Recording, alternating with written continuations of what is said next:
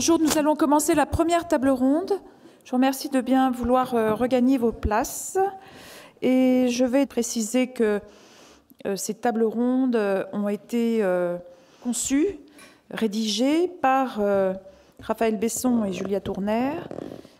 Pour cette première table ronde qui durera environ 2 heures, avec 3 séances, vous aurez une introduction de Raphaël Besson, qui est urbaniste, également expert pour Europan, et puis une co-animation également avec Julia Tourner, architecte, qui a également réalisé non seulement une expertise de site, mais aussi la coordination des expertises de projet.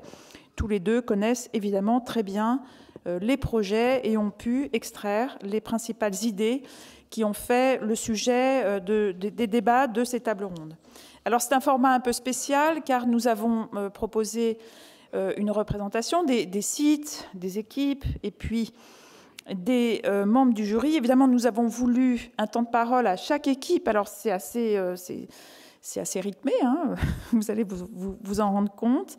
Et puis également une présence de tous les représentants des sites quand ils sont là aux tables rondes. On va commencer par, je vais donc demander à Madame, pour le moment à Madame Mandon, de bien vouloir, Christine Mandon, maire d'Aulnat, de bien vouloir nous rejoindre. Également à Monsieur Klaus Abfast de Grenoble pour participer à cette première séance. Et ensuite, nous aurons donc Monsieur Billy, vice-président du Niortais, et également Freddy Kaczmarek, vice-président de l'agglomération du Douaisis, en deuxième séance. Voilà, Madame Mandon, merci. Et puis, je laisse l'introduction. Alors, pardon, excusez-moi, je n'ai pas terminé. D'abord, des membres du jury, Nicolas Binet, de nous rejoindre également, et Jean-Baptiste Marie. Voilà, là, vous avez des personnes qui seront présentes en alternance éventuellement aussi sur l'ensemble de la table ronde. Et ensuite, séance par séance, nous appellerons les équipes, les représentants des équipes pour participer au débat. Je passe la parole à Raphaël Besson. Merci beaucoup. Peut-être juste commencer à appeler les équipes directement sur la première séquence. D'accord, très bien Raphaël. Avec plaisir. L'École des Arts de la Terre, à chaque fois c'est un représentant de l'équipe. Toute l'équipe ne peut pas venir sur scène, comme vous l'avez vu, on n'a pas beaucoup de place. Également Cardo, le projet Eco Restart, Magnétisme Salin et Eco Hub, REM.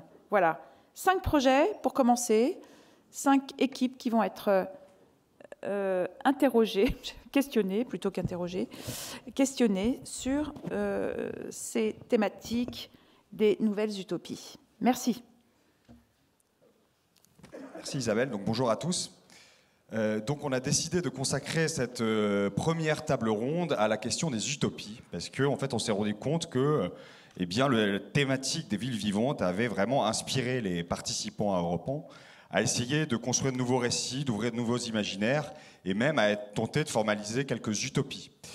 Il y a eu plusieurs idées qui sont ressorties, notamment la question des biorégions, la question du care, aussi la prise en compte des rythmes du vivant dans la fabrique urbaine. Et là, en tout cas, dans cette première séquence, on va essayer de travailler plus spécifiquement sur la notion de biorégion. Alors, cette notion de biorégion, elle a été travaillée sous 3 angles, en tout cas de ce qui ressort de l'étude des projets. D'abord, cette idée de défendre des territoires dont les limites sont moins déterminées par les carcans administratifs que par les caractéristiques écologiques qui soient homogènes et plus autonomes. Donc vraiment, toute une série de projets qui vont nous dire que ce qui va définir à un moment donné les limites d'un territoire, c'est vraiment ses caractéristiques écologiques. Et tout l'enjeu, c'est justement de travailler un retour au territoire bien commun et essayer d'être le plus pragmatique possible, en tout cas essayer de chercher à cultiver le déjà là. Il y a une deuxième idée ensuite, c'est des projets qui vont essayer de bâtir des relations équilibrées entre les établissements humains et les milieux ambiants. Donc là, je cite un projet. Et ces projets tentent de reconstruire en fait les équilibres culture-nature ou les grands équilibres territoriaux. Donc il y a notamment des projets comme les petits ventres-villes, From College Systems to Ecosystem, Cardo à Olna. Enfin voilà, on va en discuter, mais il y a un certain nombre de projets qui travaillent plus spécifiquement là-dessus. Et puis, troisième type de projet, qui vont en fait nous dire qu'il faut absolument dépasser les approches anthropocentrées dans la manière dont on conçoit les villes au profit d'approches davantage bio-inspirées. Alors ces projets, en fait, ils essayent de réancrer nos systèmes urbains et architecturaux dans la nature, la terre et l'argile, à l'image un peu du projet École des arts de la terre à Hanoï. Ils essayent d'inventer de nouvelles relations symbiotiques entre les écosystèmes vivants, donc à la fois humains et non humains, et puis les systèmes productifs. Alors par exemple, sur Douaisis Aglo, le Paris du Vivant crée une société coopérative d'intérêt collectif, une SCIC, afin de porter des micro-actions expérimentales favorisant les symbioses entre les milieux. Sur Olna, Cardo crée des biotopes fédérateurs à l'échelle des parcelles. Et puis il y a d'autres projets qui placent le vivant au cœur de leur réflexion en octroyant par exemple une dignité juridique à la nature. Alors ça c'est assez fascinant, on va y revenir tout à l'heure, à travers par exemple la création d'un plan local de nature et d'urbanisme intercommunal, le PLNUI. Et donc c'est Port Terrestre à Niort qui nous propose ce type de projet.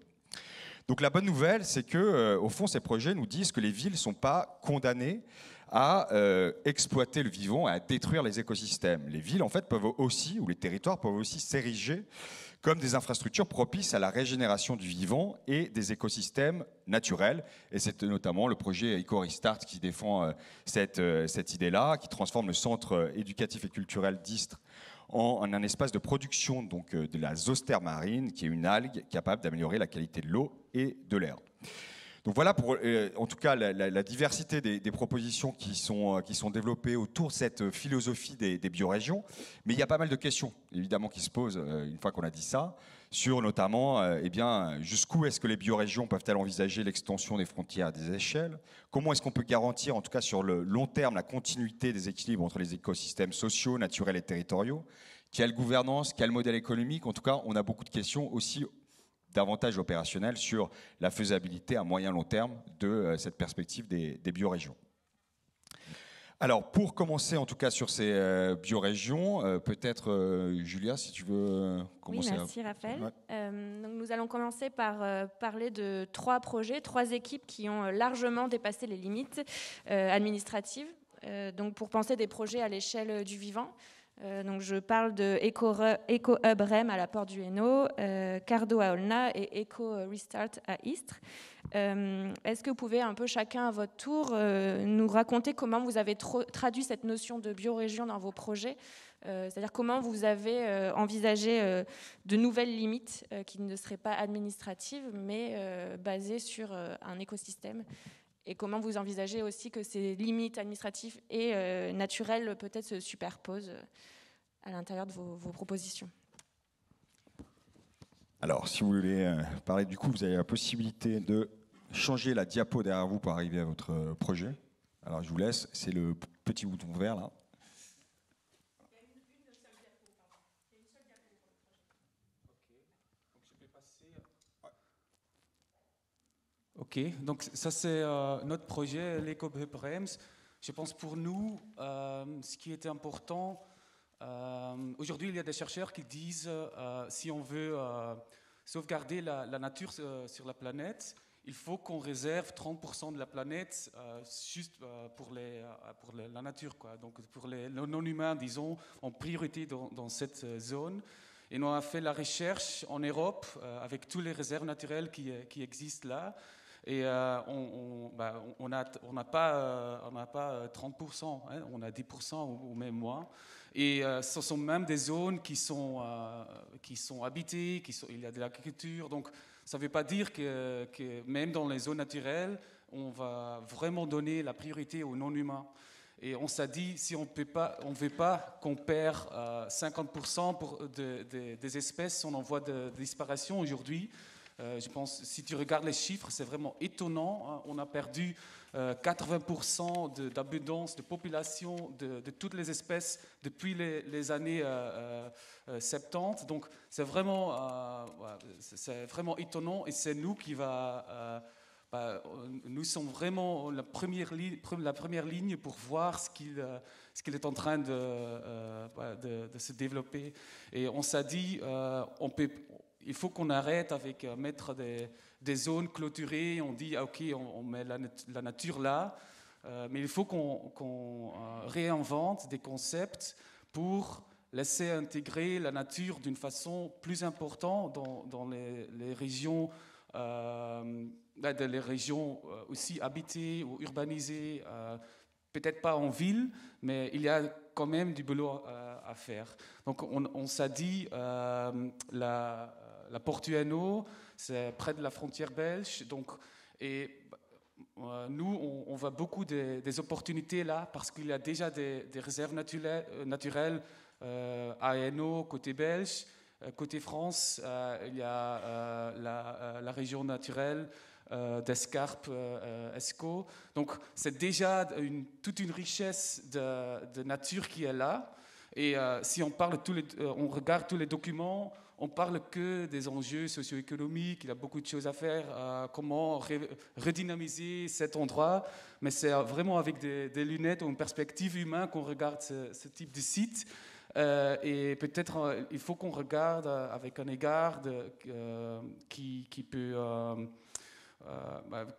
vraiment voir la richesse qui est déjà mise en place et trouver des solutions pour réapprendre de cohabiter avec des non-humains. Parce que ça, c'est quelque chose qu'on a perdu pendant des différents siècles. Il y a toute une connaissance d'apprendre de vivre avec des animaux que nous sommes perdus au fil du temps.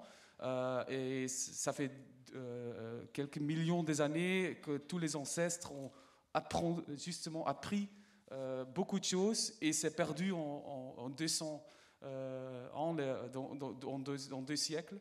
Donc ça, c'est quelque chose qu'on a voulu installer un peu avec cette idée de faire une grande zone, donc un parc sauvage ou un grand parc.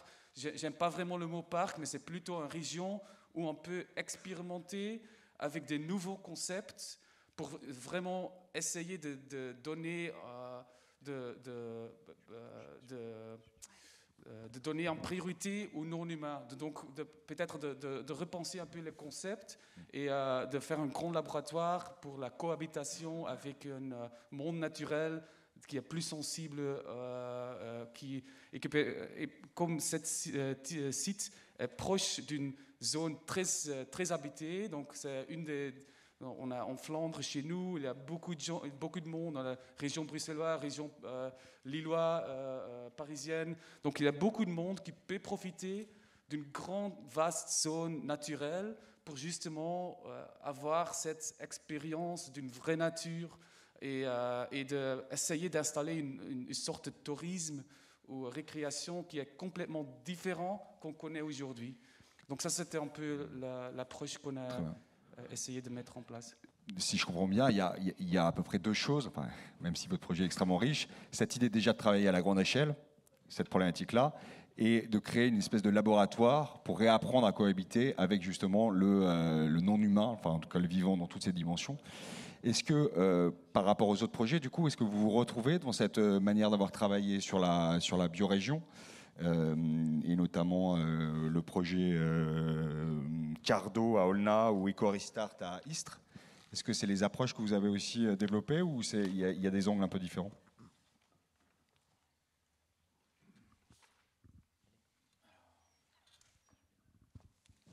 Donc vous êtes, juste pour Cardo, parfait. Le projet Cardo. Pardon. Alors, comment on fait pour revenir? Clément, Bertin. Voilà. Alors, je rejoins totalement ce que tu viens d'évoquer sur le caractère humain et non humain de nos villes. Aujourd'hui, elles sont relativement assez abandonnées par, d'une part, la végétation, mais aussi les animaux. Il y a comme une barrière, d'une certaine façon, entre les limites de la ville et celles qu'on a au-delà de la campagne, à la forêt, dans les forêts. Il y a cette limite qui est vraiment physique. Depuis plusieurs millénaires, depuis la formation de chacune des villes, de toutes les villes. À Cardo, c'est un projet qui se situe à Olna, dans la région de Clermont-Ferrand, dans la vallée de la Limagne. Je ne sais pas si vous connaissez la vallée de la Limagne, mais c'est une vallée qui est hyper productive, qui est historiquement productive, même depuis l'époque romaine. Et donc, l'idée de ce projet, ça a été de recréer du lien, de travailler avec le déjà là, de recréer du lien. Olna, c'est donc au centre, et il faut essayer de s'imaginer que sur toute sa périphérie, c'est des campagnes, des champs, et au-delà encore, il y a 2 parcs nationaux qui sont immenses et absolument magnifiques, celui du parc des volcans d'Auvergne. Et donc, notre proposition, elle a été de recréer un lien fondamental, Cardo Decumanus, pour faire réintégrer nature sauvage, plutôt côté forêt, et également la campagne productive. Donc insérer du bio, insérer la biorégion existante, du déjà là, au centre d'Olna. Et finalement, pour nous, cette relation qui est aujourd'hui assez peu visible en cœur de ville, elle pourrait être rendue visible avec ce qu'on a appelé un forum qui se situe en cœur de ville, un forum pour échanger sur ces aspects contemporains de la ville et des échanges qu'on peut avoir au niveau territorial pour réintégrer ce territoire à l'intérieur et au cœur de la ville. Et avec aussi une proposition assez utopique de transformer l'aéroport en faisant un premier aéroport 100% énergie renouvelable de France et même d'Europe. Alors oui, dans l'histoire d'Olna, la piste de l'aéroport d'Olna, c'est la première piste en béton du monde, je crois. Donc c'était assez intéressant pour nous de reconnecter cette cette histoire de l'innovation qui est dans l'ADN d'Olna, avec des ambitions plus fortes encore, et de proposer finalement que Olna et son aéroport deviennent le premier aéroport électrique 100% ENR d'Olna. Pour nous, c'est pas vraiment une utopie. C'est, à notre avis, la direction qu'on devrait prendre. Et en tout cas, c'est un futur qui nous semble évident pour cet aéroport, puisque sa position, finalement, à proximité immédiate notamment de Paris, fait que finalement, il est très peu utilisé. Et pourtant, Olna est aux portes littéralement de l'Europe. Et donc, cette idée d'aéroport électrique, pour nous, oui, c'était une manière de reconnecter avec les ambitions passées de la ville. Je crois à Istres, vous avez travaillé dans le cadre du projet EcoRestart, aussi à la grande échelle, en tout cas en intégrant vraiment le centre éducatif et culturel d'Istres au niveau aussi des enjeux de l'étang de Berre. Donc peut-être que vous pouvez nous en dire un peu plus sur ce que vous avez produit, notamment ce centre de production dédié de centre de recherche dédié à la production des austères marines.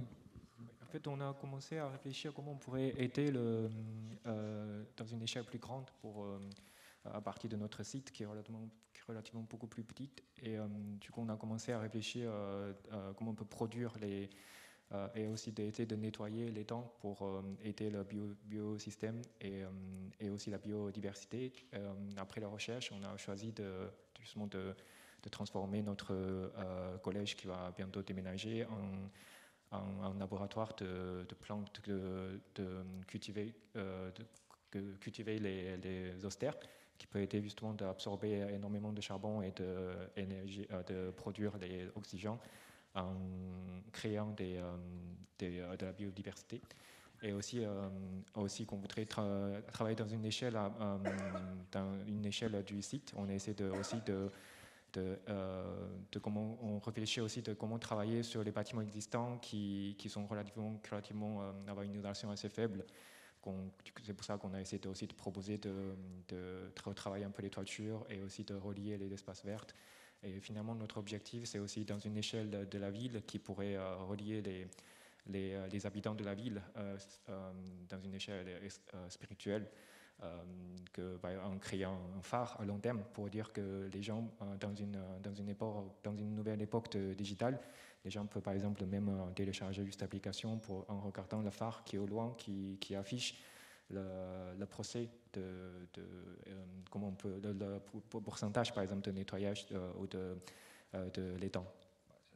Voir concrètement les effets et les impacts sur l'amélioration de la biodiversité. C'est ça l'idée un peu de ce phare. Très bien, merci beaucoup aux équipes. Je vais laisser la parole à Jean-Baptiste Marie, peut-être qui peut s'exprimer sur cette notion de biorégion. Qu'est-ce qu'elle vous inspire aussi par rapport aux propositions qui ont été faites? Qu'est-ce qu'elle peut amener dans le cadre de projets architecturaux et de projets de ville? Oui, merci. J'ai envie de développer deux sujets en fait, qui m'ont inspiré à la lecture de ces travaux. Le premier, c'est cette biorégion qui est au centre effectivement des débats, parfois pour dire tout simplement la question du territoire, et on va revenir dessus. Et puis se dire qu'à côté du projet urbain, fondamentalement s'inscrit un projet de territoire aujourd'hui. Je crois que c'est aussi une des démonstrations de cette session 16 d'Europan qui a émergé au fil d'égrener l'ensemble des projets. Les territoires, ils sont confrontés, on le sait, à une globalisation, à une mondialisation, et en même temps, les réponses des candidats, ce qui est frappant, c'est qu'ils répondent à la question du local. Je crois que c'est important de l'avoir en tête. Et que la question très stimulante qui était finalement posée par l'ensemble des candidatures, c'était qu'est-ce qu'habitait la Terre, très concrètement, très simplement. Je crois que l'idée dans ce contexte de biorégion, qui fut objectivement excessivement avancée par les candidats, la biorégion, c'est d'abord et avant tout l'école des territorialistes italiens. On pense bien sûr aux travaux d'Alberto Maniaghi, l'école des territorialistes américains. En fait, ce que font les candidats, c'est qu'ils mettent en avant 4 choses. 1, l'échelle d'intervention souvent qui est plus large que celle traditionnellement appelée, avec une vision extensive des territoires et au-delà, vous le rappeliez en introduction, des périmètres et des frontières administratives traditionnelles. Au fond, aussi au-delà des politiques publiques qui sont souvent posées et construites. Le deuxième aspect, c'est un lien étroit entre l'homme et le vivant. Je crois que ça, c'est important de le rappeler. C'était souligné aussi par les candidats à l'instant. Troisièmement, le recours plus simplement aux filières locales, avec l'inscription d'un système socio-économique dans son territoire. Je pense au projet de l'École des Arts, par exemple de la Terre à Auneuil, qui pose très concrètement ce projet. Et puis, vous l'avez très justement rappelé, c'est travailler avec la question de l'existant. C'est-à-dire, sans pour autant en faire du régionalisme, c'est porter finalement un regard bienveillant sur cet existant, y compris en proposant de réhabiliter plus souvent, démolir moins fréquemment, ça c'est un des éléments qui apparaît. C'est aussi penser l'ordinaire plus que l'extraordinaire. C'est un élément qui a été aussi fortement sorti, c'est faire plus avec moins, et même parfois soustraire, on l'a vu sur certains projets, en redonnant des vues, de la lumière, pour faire plus, sans tomber dans des maladroits opérations de curetage. Ça, c'est le premier aspect qui me semble saillant sur la question de la biorégion. Sur la question du projet urbain, c'est de dire, et de l'invention du projet de territoire, ou en tout cas lui donner des notes de noblesse, lui donner des éléments de définition, on le voit apparaître. En France, on a eu le projet urbain qui a été marqué autour des années 80, 90, et qui prenait naissance à côté du projet d'architecture. Et aujourd'hui, on voit que ce projet urbain, il est marqué par une définition très arrêtée, qui dépasse bien évidemment le périmètre du quartier à la ville, qui observe la question des types bâtis, qui définit bien évidemment aussi la cellule du logement. Il n'y a pas d'opposition entre le projet d'architecture et le projet urbain.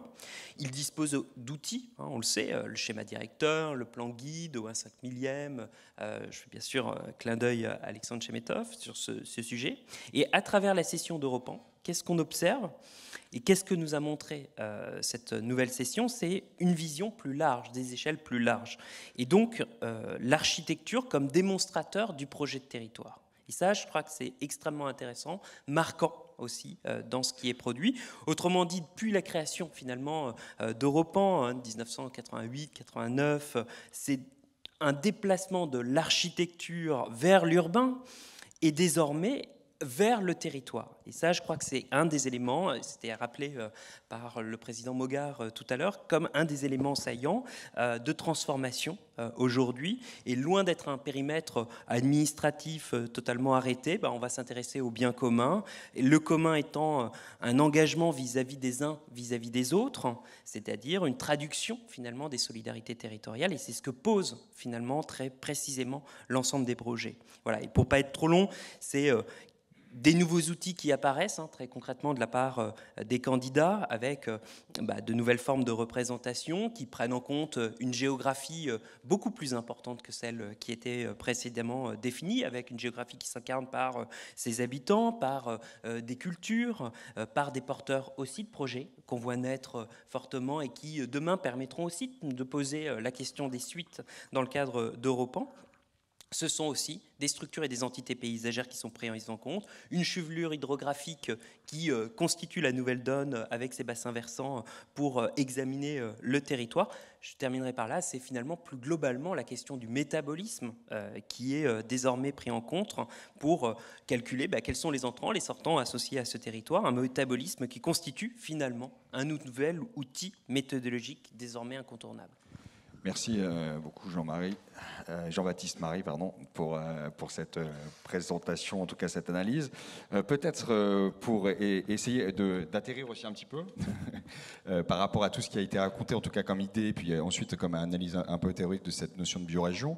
J'aimerais bien vous donner la parole. Donc, à vous, Madame Christine Mondon, maire d'Aulnat, et puis Claude Abfast de Grenoble, pour vous entendre, réagir par rapport à cette notion de biorégion, savoir si elle fait effectivement sens par rapport aux enjeux que vous pouvez avoir sur vos territoires, et la manière dont vous pensez pouvoir travailler justement ce concept, cette notion de biorégion, en tout cas les idées aussi qui ont été présentées dans le cadre de vos sites. Voilà. Tout à fait. Alors, oui, ça fonctionne. Ouais. Merci. Donc, effectivement, je retrouve bien nos réflexions dans les propos qui ont été tenus par les candidats, parce que nous, communes, nous avons porté comme sujet aux candidats Europan des sites, mais la réflexion, elle va bien au-delà. Et peut-être que ce n'est pas ce qu'on attendait des candidats. On a été surpris parce que, justement, ils sont allés au-delà des projets qu'on avait soumis. Mais ça rejoint bien notre problématique quand on fait de l'urbanisme aujourd'hui. C'est pas tout à fait quand on faisait de l'urbanisme il y a quelques années. Aujourd'hui, on pense vraiment à la qualité de vie, à ce qui entoure le vivant, justement. Et j'apprécie beaucoup les propos qui ont pu être tenus par les différents candidats, et on s'y retrouve beaucoup. Vous avez parlé de la plaine de Limagne tout à l'heure, une plaine très fertile, mais qui, justement, peut-être maintenant a été surutilisé peut-être, au détriment de toute l'écologie qui pouvait être de la faune, de la flore qui pouvait être présente sur le territoire auparavant. De pouvoir retrouver cela, ça me paraît intéressant.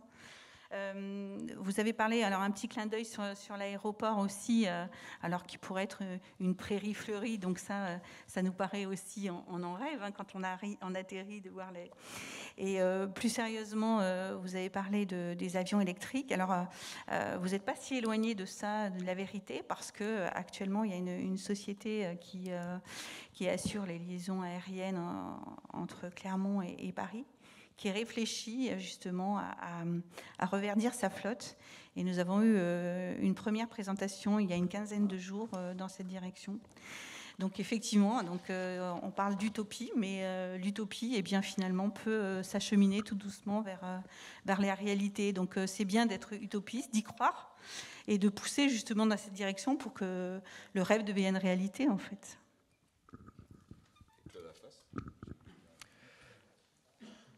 Biorégion, je crois, oui, c'est un terme qui nous parle aussi à Grenoble. Mais c'est aussi quelque chose où il va falloir, à mon avis, trouver un nouveau modèle. Et vos contributions, elles nous mènent déjà un peu vers ce nouveau modèle.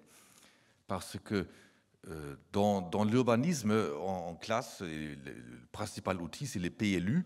Donc on a zone N, zone A, zone U, etc.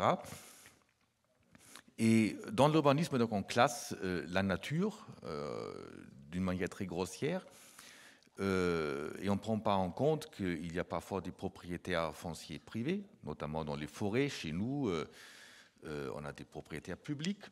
Donc on a là une étape à faire, et ça, j'aime bien ce que vous avez développé, d'aller dans cette patchwork vers quelque chose de cohérent.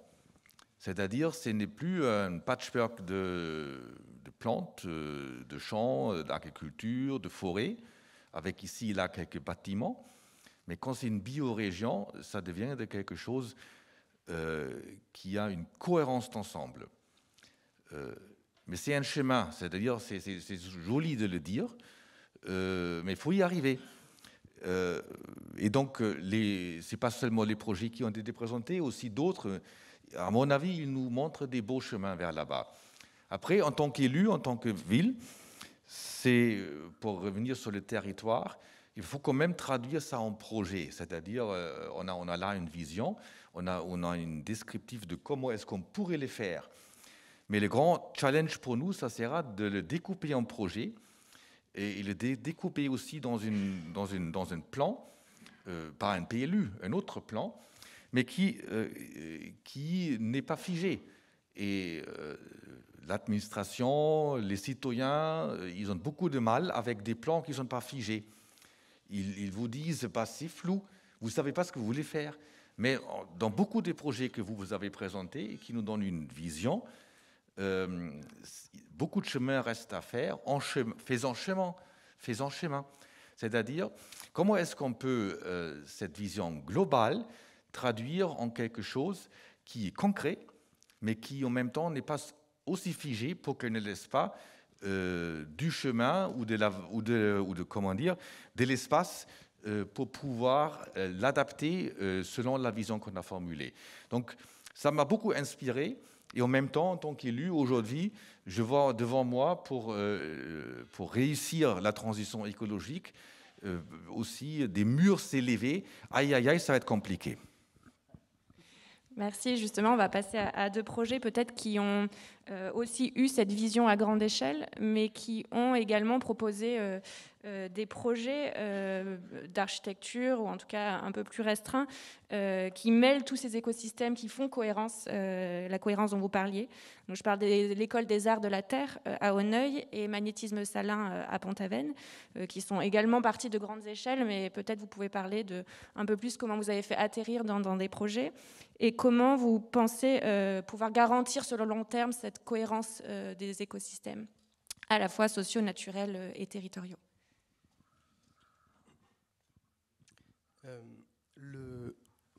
Le projet des Arts de la Terre, il s'inscrit donc à Auneuil, qui fait partie donc de l'Oise, qui est proche de Beauvais, mais qui fait en fait partie d'une formation géologique qui est le pays de Bray.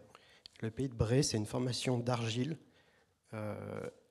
qui s'est glissée, donc dont on a la représentation ici, qui s'est glissée au milieu d'un pays de craie. Et ce pays de Bray, qui est une entité, qui n'est pas une entité administrative, qui n'est pas une entité identifiée qui sort des échelles, des communes, du département, etc. Auneuil, toute la richesse patrimoniale, socio-économique du territoire au fil des ans, s'est construit sur cette argile qui est la ressource primaire et la ressource territoriale historique du site. Et le projet des Arts de la Terre, il vise, à travers la réhabilitation notamment de la briqueterie Boulanger, qui est un fabricant historique du site, mais dont le site est devenu en friche, de réactiver ces dynamiques. Et les dynamiques, elles sont bien sûr socio-économiques. C'est toutes les carrières, tous les potiers, toutes les briqueteries qui existent encore sur le territoire, qui sont en déclin, du fait de la concurrence et de la mondialisation de leurs produits, de l'ouverture des marchés. Mais c'est également toutes les dynamiques d'habitants, institutionnelles, et également les dynamiques vivantes qui ne se sont pas arrêtées parce que le site, la production sur le site s'était arrêtée. Aujourd'hui, le site devient une friche et le projet, effectivement, considère également la friche comme une dynamique participante du projet. Et au final, notre projet, c'est de travailler une esthétique relationnelle, c'est-à-dire de mettre en récit, de mettre en imaginaire ces dynamiques qui existent. Il n'y a pas besoin d'aller chercher, de réinventer spécifiquement de nouveaux concepts ou un nouveau programme pour le site. En fait, tout est déjà là. Ça s'inscrit évidemment dans une mouvance très actuelle sur l'emploi dans la construction et également dans les arts, sur les matériaux géosourcés géosourcés à travers la terre. Donc, il y avait de la terre cuite, tout le travail de la terre cuite actuelle. Nous, dans la réactivation des filières, on ramène le travail et la formation sur la terre crue, donc tous les ouvrages de construction et au-delà, et également une filière biosourcée, puisque c'est aussi un pays de scierie et un pays de forêt, donc avec le travail sur le bois. Et en fait, l'enjeu, c'est au final de mettre en relation ces acteurs qui sont à l'échelle du Pays de Bray, mais qui aussi ont une correspondance à l'échelle nationale, puisque par exemple sur la terre crue, il y a encore assez peu, malgré la demande, de lieux de formation, et c'est un lieu de formation ouvert évidemment, c'est un lieu de formation que ça soit pour les lycéens ou jusqu'aux professionnels, et il y en a assez peu, notamment pensez à Cratère à Grenoble justement. Et ce projet, on sait que ce type de projet, notamment Auneuil est une petite ville, c'est assez difficile à porter, donc il faut en assurer la gouvernance. Oui, donc, et puis ce qui est intéressant aussi dans le projet, le jury a trouvé, c'est à quel point, à partir de cette programmation d'école, on pouvait imaginer transformer directement le territoire dans une zone plus ou moins large autour de l'école, c'est-à-dire que les étudiants expérimenteraient directement et fabriqueraient concrètement, fabriqueraient les logements, les équipements autour du site. Peut-être pour continuer sur une petite ville et sur aussi la place du récit et de l'imaginaire dans ces projets de cohérence écosystémique. Oui, donc sur le projet de magnétisme salin à Pont-Aven, ouais, on y est. On est sur un site qui est assez impressionnant, c'est une ancienne usine, une conserverie de poissons et de légumes. On est sur une parcelle de 3 hectares, un bâtiment de 500 mètres de long, donc une très forte présence de ce bâtiment qui fait à peu près la taille de la ville. On peut comparer l'échelle sur cette carte.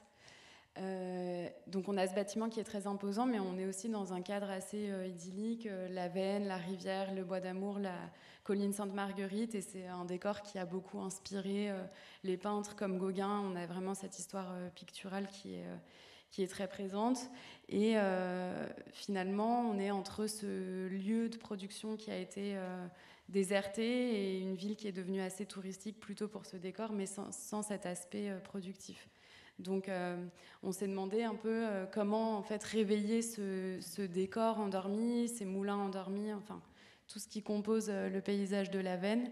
Et du coup on a commencé par regarder en fait tout ce qui se passe depuis cette friche jusqu'au littoral, donc en fait tout cette ria, et on s'est rendu compte que finalement on a repéré en fait 4 milieux qui cohabitent non seulement sur ce site mais aussi sur tout le territoire, qui sont le milieu aquatique, le milieu naturel, le milieu habité et le milieu productif. Donc dans cette volonté de réveiller ce site, on s'est demandé comment tout ça pouvait cohabiter, et ce décor la Veine pouvait devenir aussi une ressource de nouveaux modes de vie. Donc vivre au bord de la Veine, c'est non seulement profiter de ce cadre, mais c'est aussi prendre soin de cet écosystème, en faire un lieu de production. Et donc dans le programme qu'on a proposé, on a des habitations qui se prolongent avec le centre-ville de Pont-Aven, qui reprennent un peu toutes ces structures de hameaux qu'on voit de manière éparse sur le territoire. Et donc ces habitations, elles se concentrent autour d'un nouveau lieu de production qui est une école aussi. Et on trouvait que le programme de l'école était intéressant parce qu'il amenait un nouveau rapport à la nature se lier à la nature sous la forme de l'apprentissage. C'est une école qu'on imagine tournée vers l'énergie hydraulique. Donc comment en fait la Veine devient une ressource d'apprentissage pour fabriquer de l'énergie. Et dans cette école qu'on a appelée l'école des courants, on inviterait en fait des architectes, artistes, ingénieurs, botanistes, en fait des profils qu'on n'imagine pas forcément réunis dans un même lieu d'apprentissage pour construire, fabriquer et expérimenter en tout cas des machines moulins. Donc on reprend toute cette histoire des moulins qui parcourent la RIA. Et ces machines moulins, elles seraient déjà des œuvres artistiques dans le paysage, donc le décor reprend, se réanime et elles créeraient de l'énergie. Quand on imagine ces machines, et les étudiants de l'école, on s'imaginait que tous les lieux de production qu'on a repérés le long de la RIA, en fait, les étudiants pourraient aller identifier les besoins d'un conchiliculteur, un mytiliculteur. En fait, il y a beaucoup déjà de production sur toutes les rives. Et donc avoir tous ces échanges d'identifier les besoins et de pouvoir y répondre en production d'énergie. Et voilà, tout ça, c'est des intuitions qu'on a eues. Donc finalement, on pourrait penser qu'on revient à une échelle très large et pourtant elle est très locale parce qu'en fait, on s'appuie sur tous ces lieux de production déjà présents. Et voilà, nous, c'est des intuitions qu'on a eues et on a décidé dans notre équipe d'intégrer un ingénieur océanographe pour conforter ces intuitions et les concrétiser. Donc maintenant, c'est plutôt ce travail-là qu'on a envie d'engager, de même que les partenariats. On pensait à l'Agence de l'eau Bretagne, à la communauté d'agglo et à des résidences missions qui pourraient déjà amorcer ces expérimentations. Et dans nos travaux de recherche, on s'est rendu compte qu'en fait, on rejoint un travail qui est déjà engagé sur la RIA d'Etel. Donc finalement, on a déjà... on devient des territoires d'expérimentation qui peuvent servir à engager peut-être une réflexion à l'échelle de tout le territoire et à alimenter des réflexions comme le SCOT, voilà, qui sont en cours. Merci beaucoup pour, en tout cas, cet ensemble, toutes ces interventions. Peut-être juste avant de passer à la deuxième séquence sur ce qu'on pourrait qualifier de deuxième utopie autour du care et de l'urbanisme du soin, j'aimerais bien avoir peut-être aussi votre intervention, Nicolas Binet, sur un dernier mot, sur ce qui vous semble peut-être devoir être souligné, ou est-ce qu'il y a peut-être des angles morts dans ce qui a été dit. Enfin, voilà. Vive les écorégions. Et vive les équipes d'Europan qui remettent ce terme sur le devant de la scène. Jean-Baptiste Marie l'évoquait, c'est pas forcément des choses complètement novatrices. La notion de bassin versant n'a pas été inventée hier. Et donc, si on cherche un fil directeur à tout ça, c'est peut-être le fil de l'eau avant tout. Et je trouve très intéressant que dans vos différents projets, il y ait cette réflexion sur les eaux de surface, bien entendu, mais aussi sur les circulations souterraines. On a dans cette session 2 bassins miniers, et Dieu sait si la mine a perturbé profondément l'hydrologie, et comment l'eau devient un vecteur majeur. Non qu'on l'ait oublié, mais simplement, c'était peut-être une catégorie un peu marginalisée dans la construction d'un projet urbain. Donc ce point-là me paraît très intéressant, et ne nous laissons pas non plus porter par l'idée que ce serait un nouveau périmètre en conflit avec d'autres qui va supposer une nouvelle administration, une nouvelle gouvernance. Il existe déjà beaucoup de choses. Vous l'évoquiez avec les agences de l'eau. Le deuxième point qui me paraît très intéressant, c'est qu'au fond, beaucoup de vos projets ont une dimension expérimentation-recherche. Que ce soit Laborabo, que ce soit Magnétis Salin, EcoHub, REM, Bon, et je trouve que c'est un élément très intéressant et éco-restart sur l'étang de Berre à Istres, territoire fragile, malmené, s'il en est. Donc, on peut imaginer que votre démarche sur Eco-Restart, fondée sur la zoostère, essaime et se développe sur d'autres ingrédients d'agression du milieu naturel et d'agression de la vie humaine sur le territoire. Donc, je pense que sous le terme utopie, qui laisse penser qu'on est un peu loin du réel, il y a de vrais ancrages dans la construction quotidienne de l'action et dans la construction de dynamiques de projets à moyen terme. Donc, vive l'utopie, montrons bien, comme vous le faites, qu'on peut lui mettre les pieds sur terre ou les pieds dans l'eau, s'il le faut, pour la faire progresser. Merci beaucoup, Nicolas. Donc, merci à tous. Ouais, vous pouvez les applaudir. Donc, les équipes, du coup, je vous laisse retourner dans la salle. Oui, vous pouvez aussi retourner dans la salle, on va changer. Merci beaucoup. Je vais juste, peut-être proposer d'inviter cette fois comme représentante. Alors, je crois que Grenoble, vous devez rester. Madame Mandon, vous reviendrez. Vous êtes prévu en table 3 également, attention. Et Monsieur Billy et Freddy Kaczmarek, que l'on va également inviter à la table. Et puis, les projets Bitmatching de Pont-Aven, des jumelles du fil et un panier dansé au bord de Niort, les petits ventres-villes, Labo-Rabo et Dour Coadker. Donc, comme vous voyez, à chaque fois, il y a 5 concepteurs qui se... Oui, mais voilà, vous avez été rajouté, Freddy Kaczmarek, pour nous parler... Voilà, en séance 3, pardon, oui, mais Freddy, c'est vrai, en séance 3, c'est vrai, mais je vous en prie, prenez place, s'il y a assez de place du moins. Voilà. Bonjour à tous. Vous serez déjà là, Freddy. Du coup, une très légère introduction par rapport à cette deuxième séquence, toujours dans la table ronde, donc sur les nouvelles utopies. Donc là, cette fois, sur cette idée qu'il y a en fait toute une série de projets qui s'inscrivent vraiment dans l'éthique du care et puis de la perspective d'un urbanisme du soin. Donc, il y a pas mal de projets qui vont préconiser en fait des actions de ménagement des territoires à travers des opérations d'aménagement, des opérations urbaines qui sont attentives au corps, au milieu, aux temporalités et aussi à ce qu'on pourrait qualifier de ressources invisibles des territoires. Je pense notamment au projet des jumelles du fil et un panier, dont c'est au bord de Niort. Je pense aussi au projet Les Petits Ventres-Villes de Limoges. Et donc des projets qui vont tenter de favoriser, pardon, j'enlève le masque, c'est peut-être mieux, favoriser le bien-être, l'harmonie en reconnectant l'homme et l'architecture à la nature, comme le fait aussi The Invisibility of the Visible à Pont-Aven. Et puis, vous avez aussi des projets qui prolongent un peu cette idée, qui nous disent que prendre soin, c'est aussi respecter les rythmes du vivant dans toutes ses dimensions.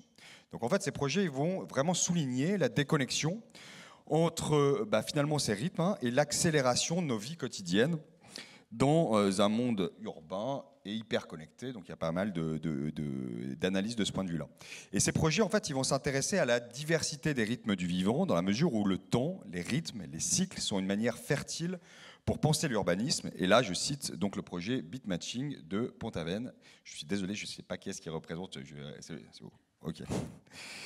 Et donc avec cette idée de reconnecter donc, ces différents rythmes, des rythmes naturels, écologiques, urbains, les rythmes vivants humains et non humains, par la mise en œuvre de nouveaux cycles de vie et le développement aussi de processus lents et séquencés de transformation et par une meilleure adaptabilité de nos villes aux différentes temporalité. Donc là, on retrouve aussi toutes les réflexions autour de la chronotopie sur l'adaptabilité des architectures et de nos villes à la variation de la journée, de l'année, et même des marées, selon donc le projet Dour-Côte-Quière à Quimper. Donc voilà, en tout cas une thématique extrêmement riche. Pas mal de projets nous parlent de cette attention justement au care, l'urbanisme du soin, l'attention au rythme du vivant. Peut-être pour commencer, donc Jean-Baptiste Marie sur justement cette notion de care, avant de rentrer plus directement dans les projets, avoir votre regard sur cette notion-là et sur cette notion d'urbanisme du soin aussi.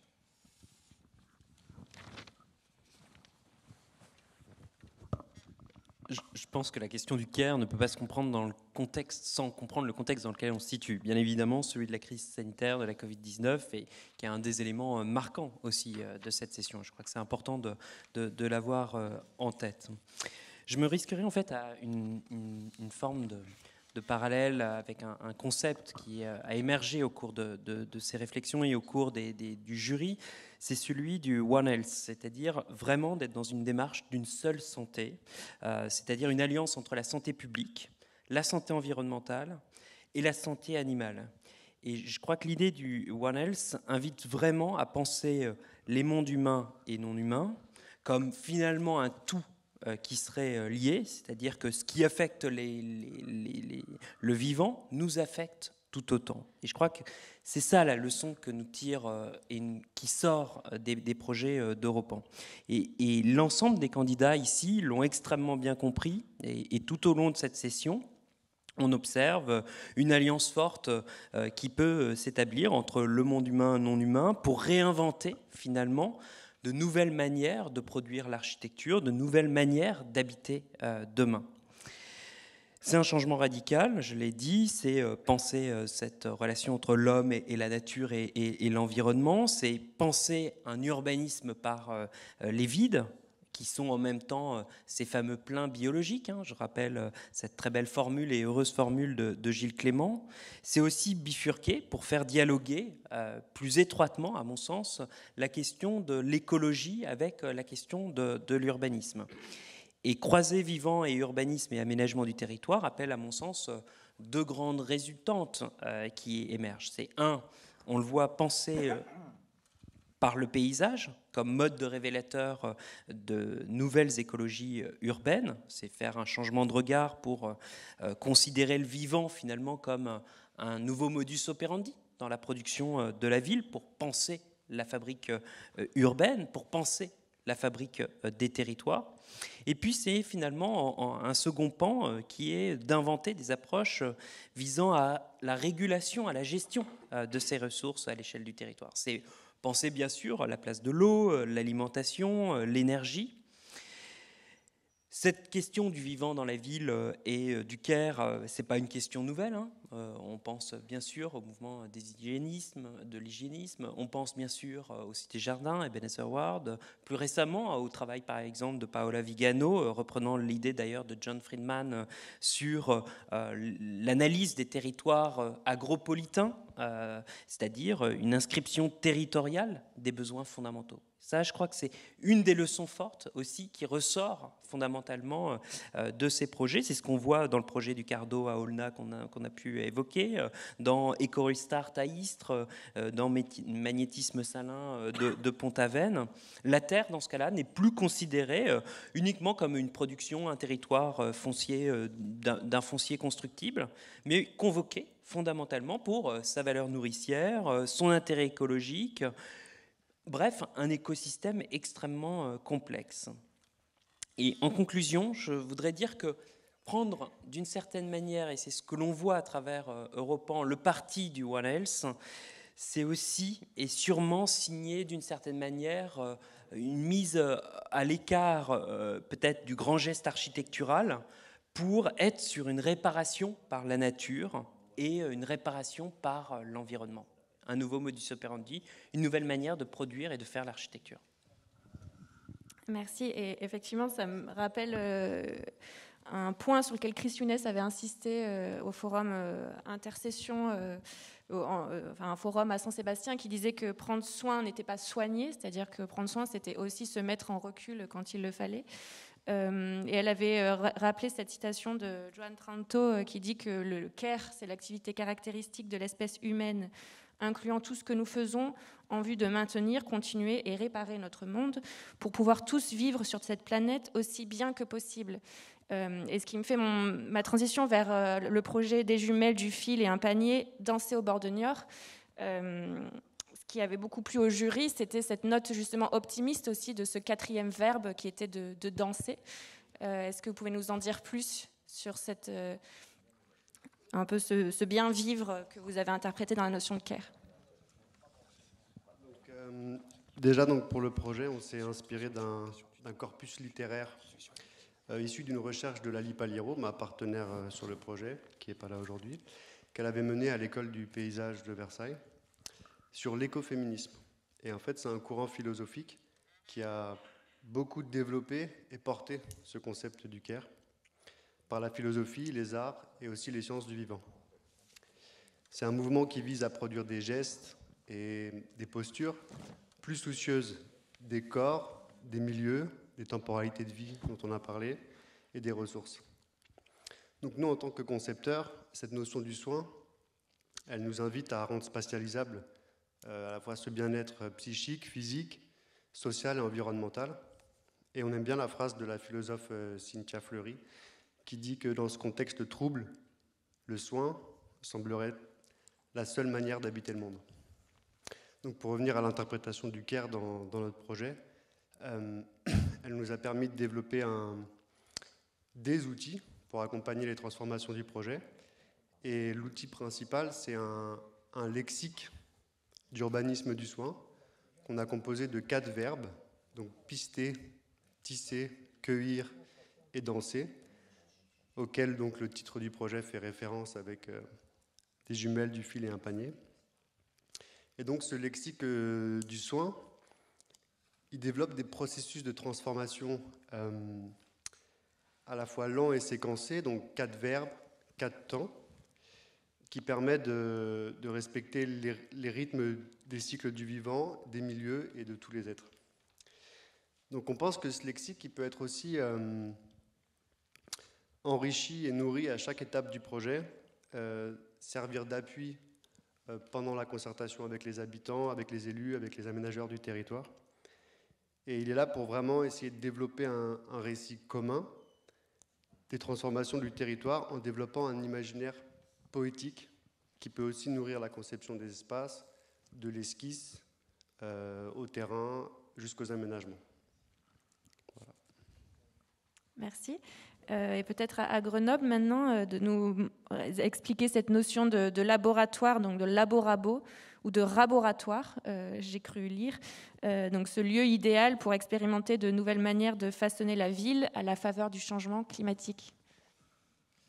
Alors, je pense que cette notion de care et du coup de prendre soin via l'urbanisme et du coup revient aussi finalement sur un point qui était mentionné tout à l'heure, qu'il faut étudier le contexte précis dans lequel on étudie ça pour savoir comment on fait évoluer le territoire vis-à-vis de ses composantes. Sur le site de Grenoble et précisément du Rabot, il y a 2 approches qu'on a eues, une approche par la méthode et une approche du coup aussi par le projet. Et ces 2 éléments nous ont permis de déceler la notion de prendre soin. Dans un premier temps, je pense que la question de la méthode, elle était... comment dire ? On a eu une approche historique qui nous a permis finalement... Une approche historique qui nous a permis de définir que le site du Rabot avait été pendant toute son histoire finalement un socle de plaques, donc des plaques dissociées qui avaient finalement très peu de liens entre elles. Et tout ce système-là nous a questionné parce que c'était une relation à la ville qui était monofonctionnelle, qui était à un seul usage, qui était de rendre utile cet espace-là vis-à-vis des bénéfices que pouvait en tirer la plaine en contrebas. Et vis-à-vis de ça, cette approche cette approche historique et chronologique nous a permis de progressivement définir un ensemble d'éléments qui avaient composé cette histoire, donc la question de bâtir, la question de se protéger, la question de nourrir, la question d'innover aussi quand Grenoble est devenu, a eu des envies de devenir métropole. Et cette succession d'éléments nous a fait nous poser la question du fait qu'il était nécessaire aujourd'hui de prendre conscience de tout ça et de retrouver le lien et de tisser, et donc finalement de revenir aussi à cette question de récit, de comment on pouvait raconter cette histoire-là, redonner conscience aux vivants, donc à l'homme et aussi à un ensemble d'éléments du territoire, qu'il fallait trouver un point d'élément commun. Et aujourd'hui, le point d'élément commun, au-delà aussi de la question de la santé avec la pandémie actuelle, il y avait la question aussi du dérèglement climatique. Et donc là, l'approche par le terrain nous a été extrêmement nécessaire, puisque le Rabot se situe sur le massif de la Chartreuse, qui est un massif calcaire. Le Rabot est exposé plein sud, et donc il y avait finalement un climat et une géologie du site qui révélait une végétation méditerranéenne qui commençait à naître. Et cette végétation méditerranéenne, comme a pu le traiter aussi dans un projet de fin d'études, Julie Amadea Pluriel sur le massif de Crussol du côté de Valence, c'est un projet qui nous a énormément inspiré du fait de ce que ça révélait dans l'histoire du site et dans ce qu'il était en train de devenir, c'est-à-dire finalement presque un phare d'un dérèglement climatique en cours. Et le dérèglement climatique, on le vit énormément à Grenoble, du fait de cette position en cuvette aussi. Donc il nous semblait nécessaire de travailler cet espace-là comme un espace d'expérimentation qui venait traiter d'un nouveau rapport au vivant, en prenant comme base cette végétation et en l'étudiant et en la travaillant donc, par la recherche, par donc, cette notion aussi de laboratoire qu'on a essayé de mettre en place sur la place d'Armes qu'on peut voir ici, donc cet espace extrêmement orthogonal entre les bâtiments. Donc là naissait notre envie de créer une nouvelle relation avec cet espace qui était enfriché aussi, donc avec ce corpus végétal qui reflétait progressivement un dérèglement climatique en cours. Et la notion et la volonté aussi finalement de prendre soin du vivant, elle est venue dans un second temps, donc dans une phase de plus de projet, où là on a défini cet espace-là comme une pépinière, mais une pépinière qui à terme viendrait alimenter la ville avec ces plantes qui seraient donc issues du milieu méditerranéen, donc qui seraient extrêmement contraintes et adaptées à un milieu au sein de la plaine, donc au sein de Grenoble, qui serait beaucoup plus aride, où il y aurait une nécessité de gérer l'eau différemment et d'apporter aussi des conditions de vie en extérieur bénéfiques aux êtres humains qui habiteraient ce contrebas. Merci. Et donc à Limoges, quel serait le nouveau lexique du Caire? En tout cas, comment vous avez interprété cette notion dans vos projets? Votre projet? Donc sur le site de Limoges, avant même de localiser la réflexion, on en est arrivé aussi aux mêmes conclusions, de dire qu'on ne pouvait pas parler du Caire sans en fait recontextualiser la crise actuelle, qui est, avant de parler même du Covid-19, qui est une crise systémique, dans le sens où les causes et les conséquences sont confondues, en fait, une crise écologique et économique, qui ont entraîné en fait une rupture du lien social aujourd'hui avec la pandémie, une mise à distance des corps, même une aliénation en fait dans certains contextes urbains, où leur aridité faisait qu'en fait les gens ne pouvaient même plus sortir au-delà d'1 kilomètre. Donc on a vu le nombre d'entrées en hôpital psychiatrique, en psychothérapie augmenter très vite, parce que c'est aussi la question du soin, c'est aussi une hygiène de santé publique qu'on peut retrouver dans les milieux ou pas. Et ça a été révélateur de ça, entre autres. En fait, cette résonance du Caire, pour nous, elle a été un peu double dans notre collectif. C'était d'arriver à une espèce de maxime qui nous a un peu guidés, qui était celle de dire que prendre soin de l'autre et de soi, ça revenait en fait à prendre soin du milieu qui était entre nous, qui pouvait soit nous séparer ou soit nous rassembler. Et donc c'est un peu revenir à ce qu'on entend par urbanité à l'origine, le fait de savoir vivre, l'art de vivre ensemble, à proximité, de respecter les autres, une forme de civilité en fait collective. Dans le cas de Limoges, ça se ressent beaucoup parce que c'est une ville qui historiquement, il y a un savoir-faire territorial qui est celui de la céramique. Il y a des gisements au sud du département, vers Saint-Thierry-la-Perche. En fait, ce savoir-faire territorial, il a été quasiment colonisé en fait, au XIXe siècle par le Fordisme américain, en fait, des notables qui sont arrivés, qui ont voulu industrialiser ce savoir-faire.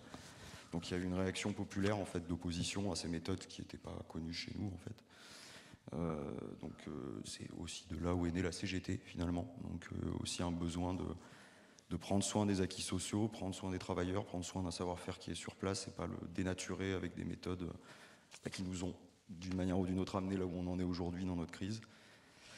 Donc après, ce que je peux vous dire de plus, c'est que prendre soin aussi du territoire, c'est faire émerger le territoire d'un inconscient populaire.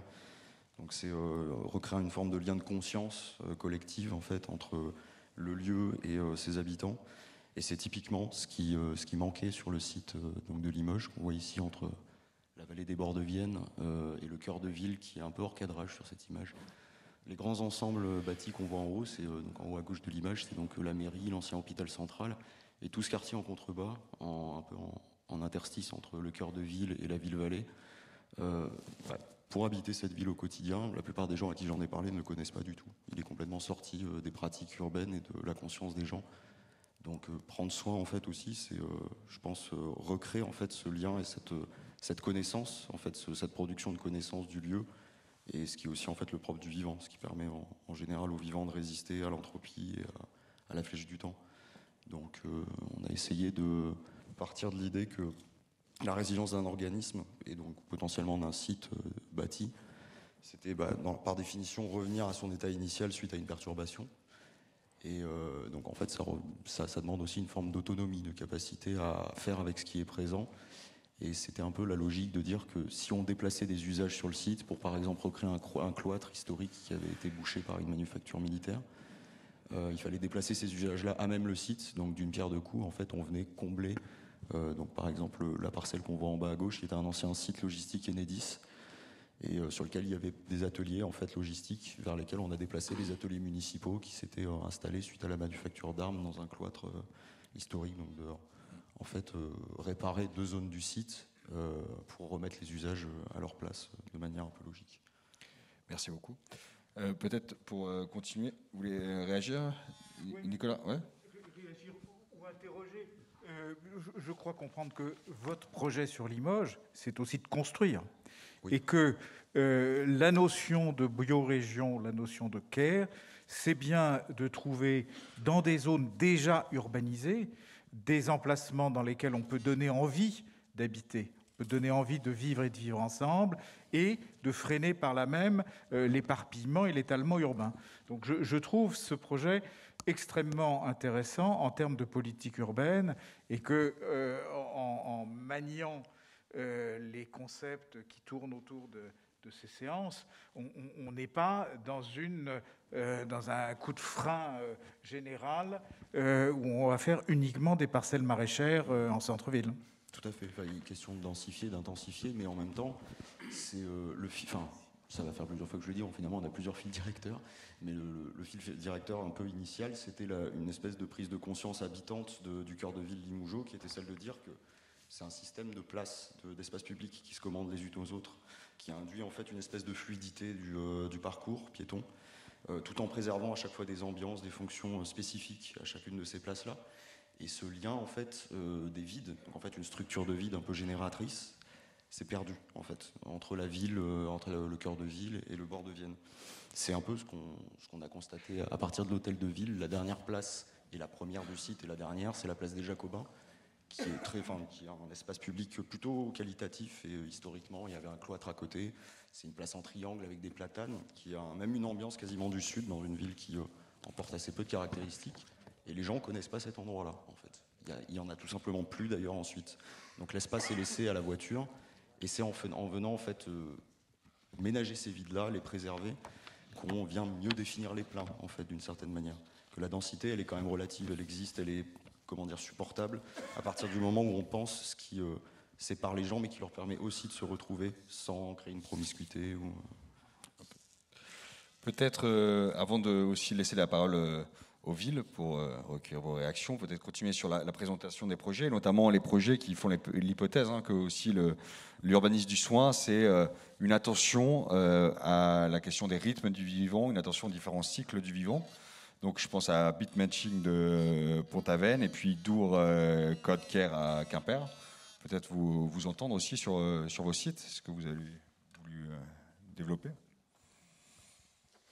Oui, alors effectivement, du coup, moi, c'est pour Bitmatching à Pont-Aven. C'est sûr que cette question des rythmes et des cycles, nous, c'est au fondement de tout notre projet, c'est clairement notre fil rouge, parce que c'est ça qui nous a marqué aussi à notre visite du site. Clémence Estrada du projet Magnétisme Salin l'a dit tout à l'heure, le site de Pont-Aven, il est magnifique. Il est magnifique et nous, ce qui nous a marqué, c'était cet entremêlement de rythmes et de cycles, à la fois des rythmes humains et des cycles du vivant, mais pas seulement du vivant, de la nature aussi, enfin tout ce qui est climat, etc. Le site, il est situé en fond de ria de la Veine.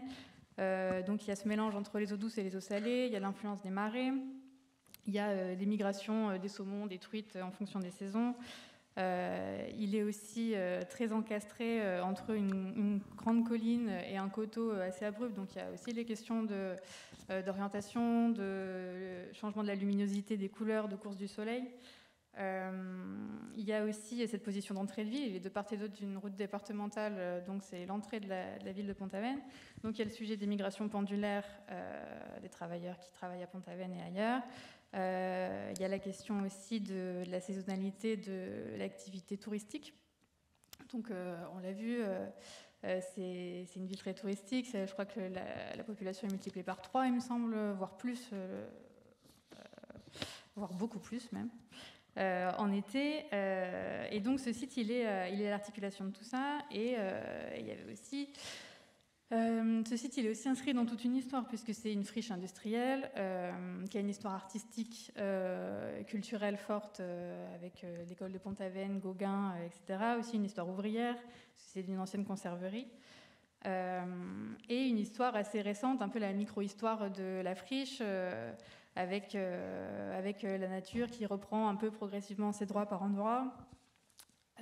Les chauves-souris qui viennent l'habiter, et aussi on a pu constater lors de notre visite il y a eu des occupations un peu temporaires, peut-être nocturnes, peut-être illégales, mais en tout cas le site a continué de vivre pendant sa fermeture. Et donc c'est tous ces rythmes, à la fois les rythmes humains, les cycles du vivant et du naturel en général, qu'on a voulu essayer de mettre en valeur, de magnifier et de faire se rencontrer sur notre site à travers un programme.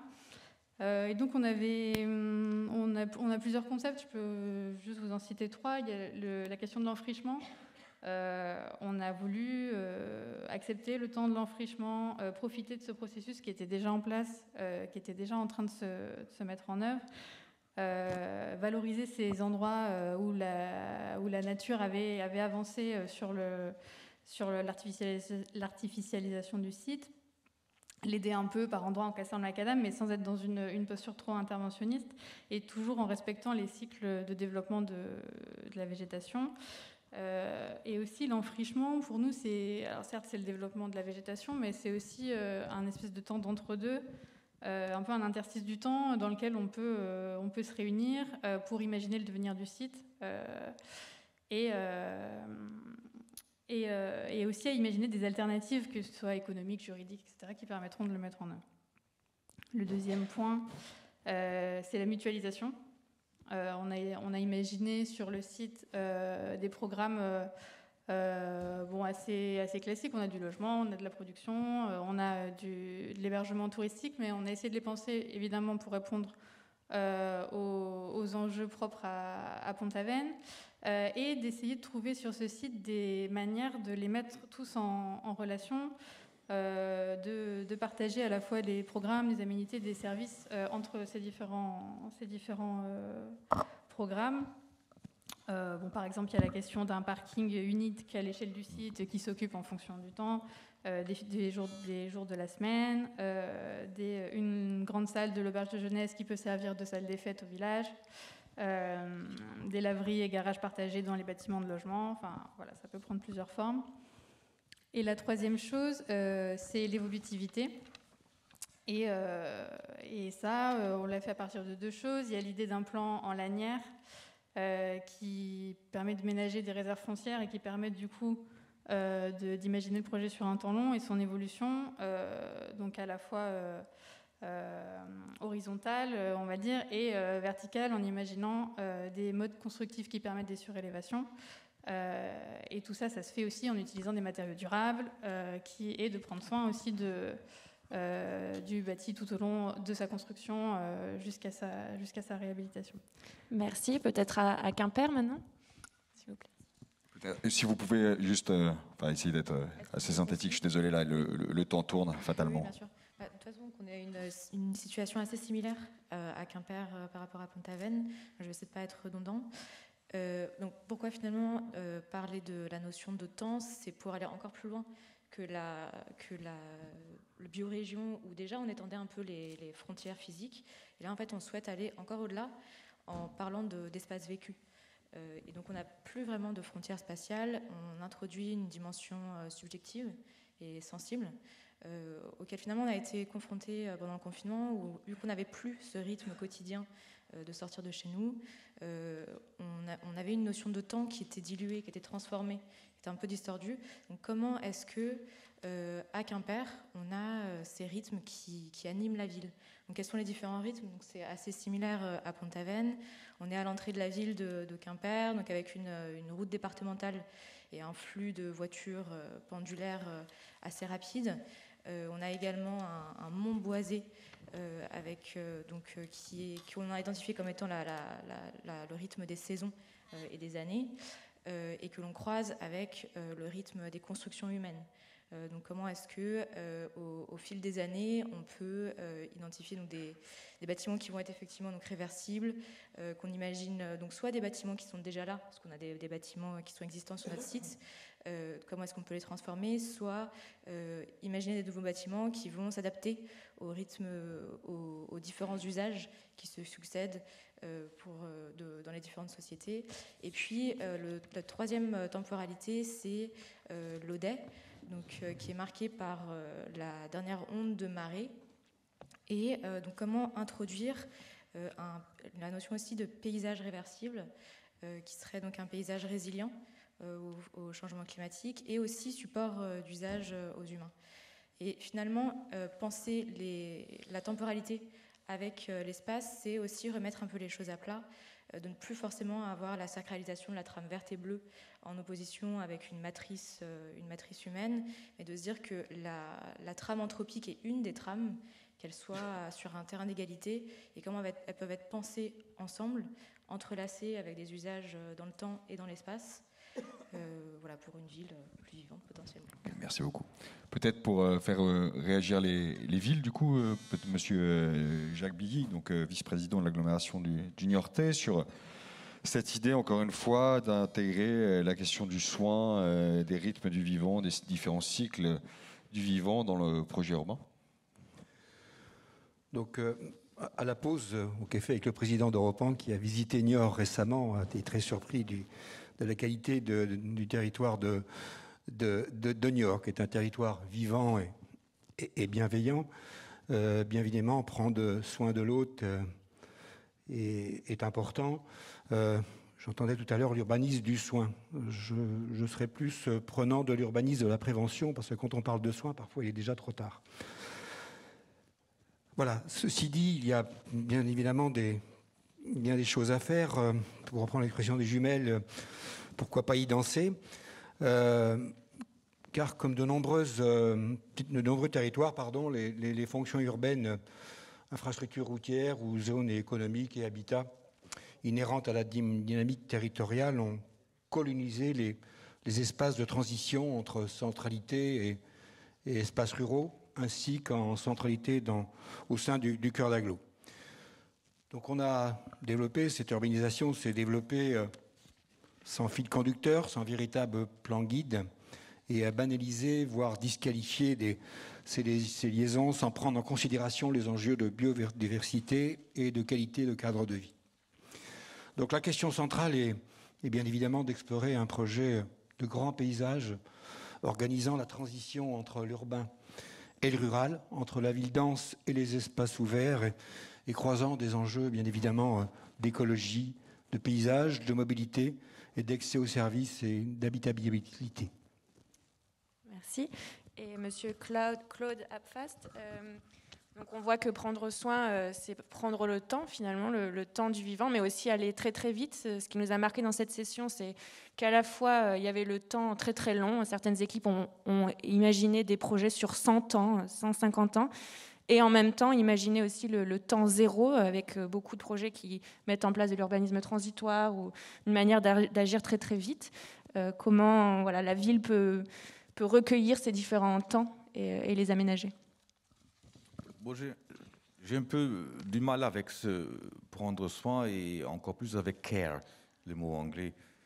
J'ai aucun problème avec One Health, c'est-à-dire de dire qu'il y a une seule santé et elle englobe tous les vivants. Et cette démarche de considérer la pollution de l'air, les pesticides, les vivants en ville, la qualité de l'alimentation dans une manière globale, elle est cohérente et elle est importante. Et d'ailleurs, demain, il y a une centaine de maires de grandes villes européennes qui se réunissent à Lyon, sous invitation de Grégory Doucet, le maire de Lyon, pour signer une déclaration One Health qui sera présentée jeudi à Grenoble aux ministres européens de la Santé qui sont en conseil, Olivier Véran et les Grenoblois. Donc c'est normal qu'il invite ses collègues ministres à Grenoble, au musée. Donc One Health, c'est important. Mais care ou prendre soin, nous, on a discuté hier au conseil municipal une démarche Grenoble 2040.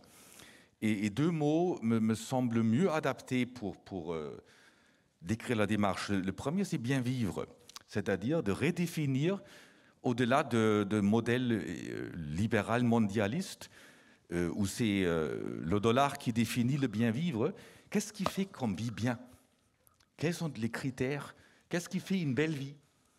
Et puis la deuxième, c'est résilience, c'est-à-dire essentiellement donner la capacité à rebondir, à ne pas subir. Et ça, je vais dire, bien vivre et résilience, ça s'applique pleinement au projet d'urbanisme. C'est-à-dire, on fait l'urbanisme pour bien vivre. Et aujourd'hui, dans un temps de changement climatique, il faut être résilient.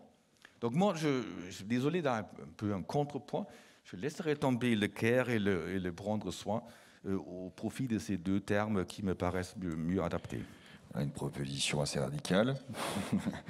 Très bien. En tout cas, merci beaucoup pour toutes ces interventions par rapport à cette deuxième séquence. Et on va passer sur une troisième séquence sans transition. Donc, bravo. Troisième séquence sans transition sur justement la question des outils de l'utopie. Donc là, il y a plein de propositions. Donc on va appeler d'autres équipes. Et monsieur Freddy Kaczmarek, donc vous allez réagir juste après pour la troisième séquence. Et puis les projets port terrestre, Breeding Ground, Entertainment, The Cure et le Paris du vivant. Donc, bonjour à tous, du coup. Donc là, vraiment l'idée de cette troisième séquence, alors il ne nous reste pas beaucoup de temps, on va essayer d'aller aussi à l'essentiel, c'est vraiment de questionner c'est quoi finalement les outils juridiques, financiers en mesure d'accompagner justement ces différentes utopies. Donc comment est-ce qu'on peut concrètement atterrir? Et là, ce qui était extrêmement intéressant dans les projets d'Europan, c'est qu'on a identifié en fait toute une série de propositions. Et c'est pour ça que vous êtes là sur cette table ronde, pour essayer de nous expliquer en fait les outils que vous avez essayé d'imaginer pour à un moment donné rendre ces utopies en tout cas réalistes ou réalisables. Alors peut-être ce que je vais vous demander, c'est pas de nous présenter l'ensemble de votre projet, mais au regard aussi de la contrainte du temps et puis aussi de la thématique de cette séquence, vraiment essayer d'identifier vous l'outil que vous avez développé et essayer de nous le décrire. Donc je propose de passer à port terrestre, donc à Niort, sur la proposition donc, du plan local de nature et d'urbanisme intercommunal. Donc pourquoi est-ce que vous avez proposé ce type de plan et en quoi il consiste en fait? Et juste, est-ce que vous pouvez vous présenter à chaque fois que vous prenez la parole? Oui. Merci. Alors, Léonard Catoni, paysagiste urbaniste de l'agence Réseau. Je représente le groupe du coup Port Terrestre qui a travaillé du coup justement sur un outil qui n'est pas un outil qui se décrète comme un concept, mais qui est un outil qui naît de la nature des lieux à partir de 2 grands fondamentaux. Le premier, c'est la nature de la ville de Niort. Niort appartient à un parc naturel régional, en l'occurrence celui du Marais Poitevin. Donc c'est une des rares villes françaises qui est invitée dans un milieu naturel. Donc penser l'avenir de Niort au regard de ses futurs aménagements devait se faire par le prisme du paysage et du vivant. Donc à partir de là, on a une première source d'inspiration, en tout cas de réflexion, qui nous a porté sur l'idée en fait que Niort était aux portes du Marais Poitevin, qu'elle était accueillie dans le Marais Poitevin, mais peut-être que demain, elle accueillerait l'eau elle-même sous toutes ses formes. Et en ce sens, Niort est un port terrestre. Et ça, c'est une première notion de récit qu'on a essayé de raconter ensuite et de préciser au regard de différents projets. Et le second facteur qui nous a amené sur cette étude-là, c'est le fait que Niort et son agglomération, de ce qu'on a pu comprendre un peu dans la commande, réfléchissait à des nouvelles identités, des nouveaux outils de développement d'aménagement qui devraient être traductibles en termes de règlement dans un PLUI qui est en cours d'examen. Donc pour nous, le PLU est un moment, ou le PLUI est un moment assez exceptionnel. On n'écrit pas tous les jours un règlement d'urbanisme intercommunal. Donc c'est un moment qu'il ne faut pas louper. C'est un endroit sur l'agglomération où tous les élus de l'agglomération se retrouvent autour de la table pour définir des règles communes.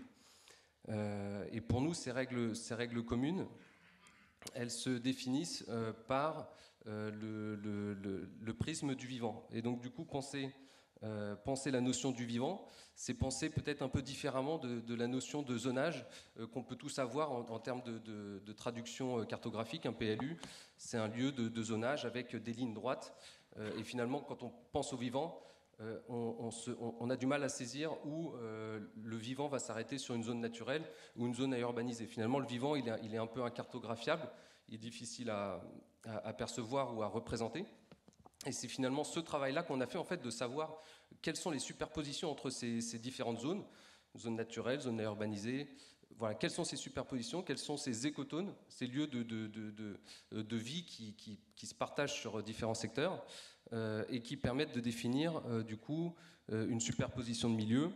Et donc c'est une manière de répondre à un outil, le PLNUI, fait atterrir en fait 2 choses, le lexique qui était du coup qui est résumé un peu sur les couleurs qu'on peut retrouver sur ces cartographies, qui résume des milieux naturels, un croisement de milieux naturels et d'habitation de ces milieux naturels. Comment est-ce qu'on vit, comment est-ce qu'on rend touristique ces milieux, comment on s'y déplace, comment on y habite, et comment vivent même ces milieux naturels. Donc le PLNUI, le plan local de la nature et d'urbanisme intercommunal, il permet d'ériger la nature au même rang que l'acte de bâtir.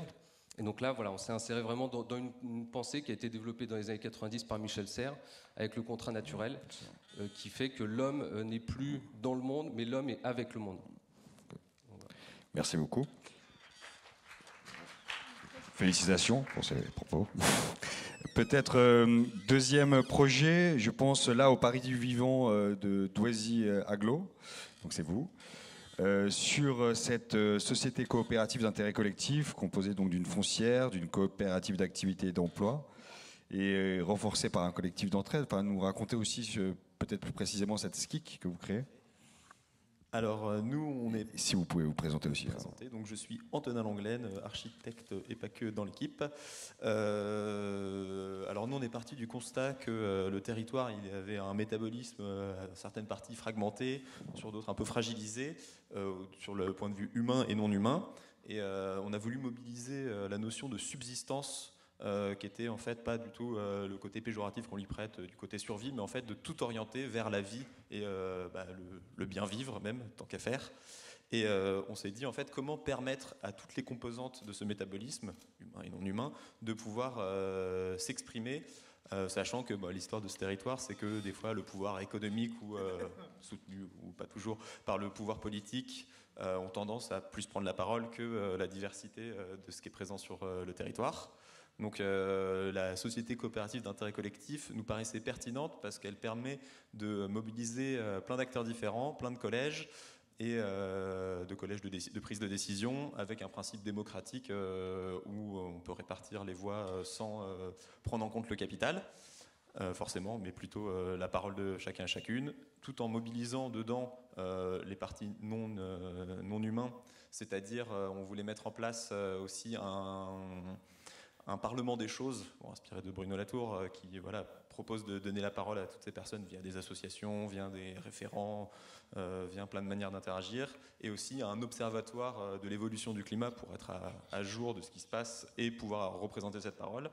Mais faire une SCIC, c'était une étape, parce que faire une SCIC, c'est bien, dire participation de tout le monde, c'est super, mais pour pas que ça soit juste une proposition en l'air, ce qu'on voulait aussi faire, c'était concomitant ou préalable à cette SCIC, c'était une sorte de forum des politiques publiques, complètement ouvert, mais sans uniquement mobiliser des experts qui auront leur vision, mais les habitants et aussi ces instances de représentation des non-humains, qui ensemble définiraient toutes les priorités.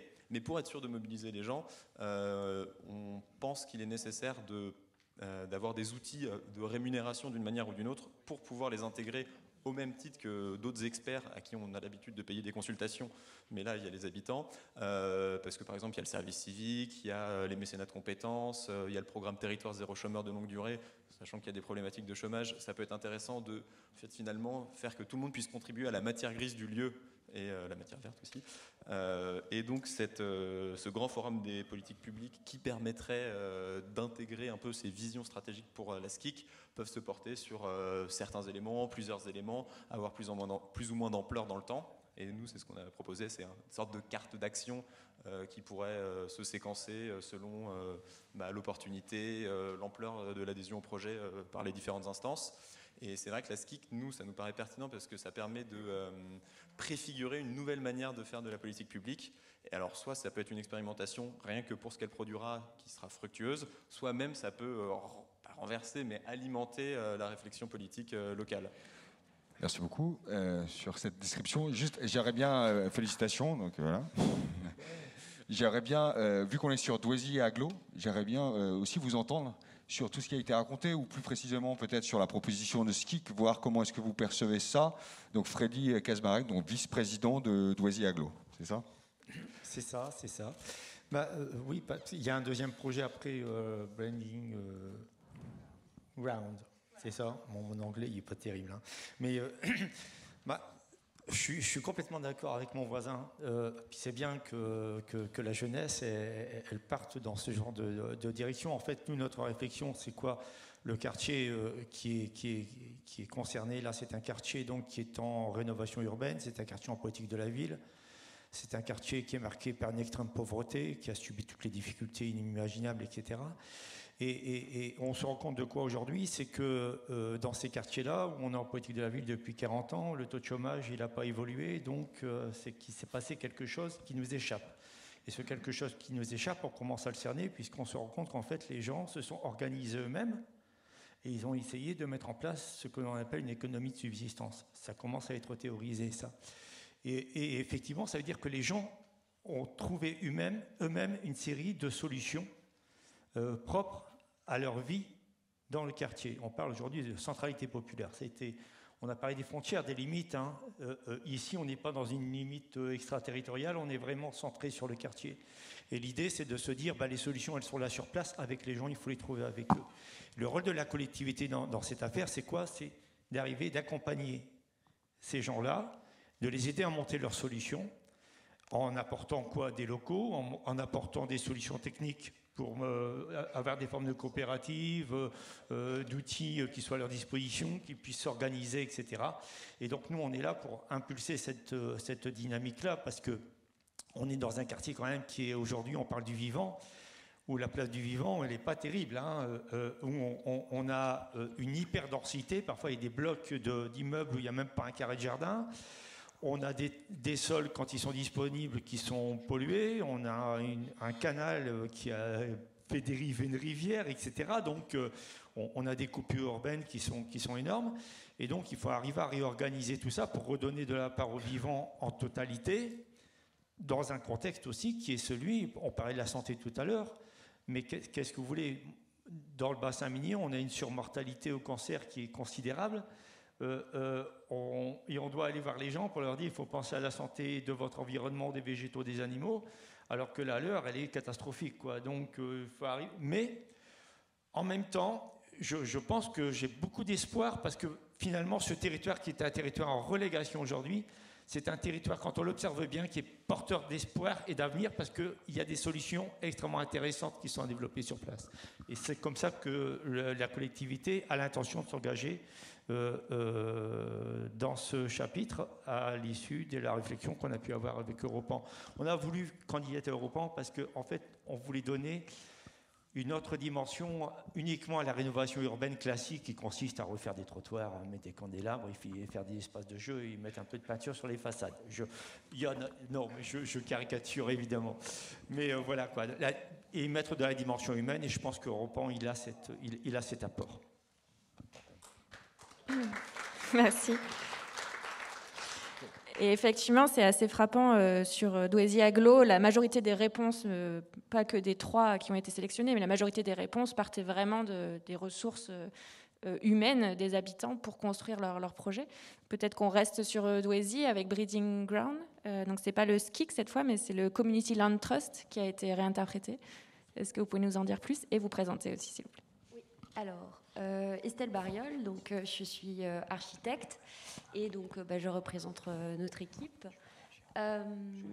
Alors, quand on a commencé en fait à travailler sur Douaisis, en fait, on a d'abord vu un territoire qu'on appellerait en fait shrinking cities. Hein, c'est une grande théorie en fait, mais qui est appliquée à la plupart en fait des villes qui ont subi un gros déclin industriel, et particulièrement en fait les villes minières ou les villes qui travaillaient particulièrement avec les aciéries, qui sont en fait souvent liées, c'est souvent aciéries, mines. Donc quand on s'est rendu à Douaisis, on a aussi vu cette capacité finalement à se renouveler parce que les changements sont si importants qu'il y a cette possibilité de repenser même les outils. Les outils comme ce qu'on a nommé là, donc la question sur les CLT, qu'est-ce que c'est? D'abord, ça paraît assez compliqué puisque il s'agit en fait de repenser la structure du foncier et de la propriété dans une ville.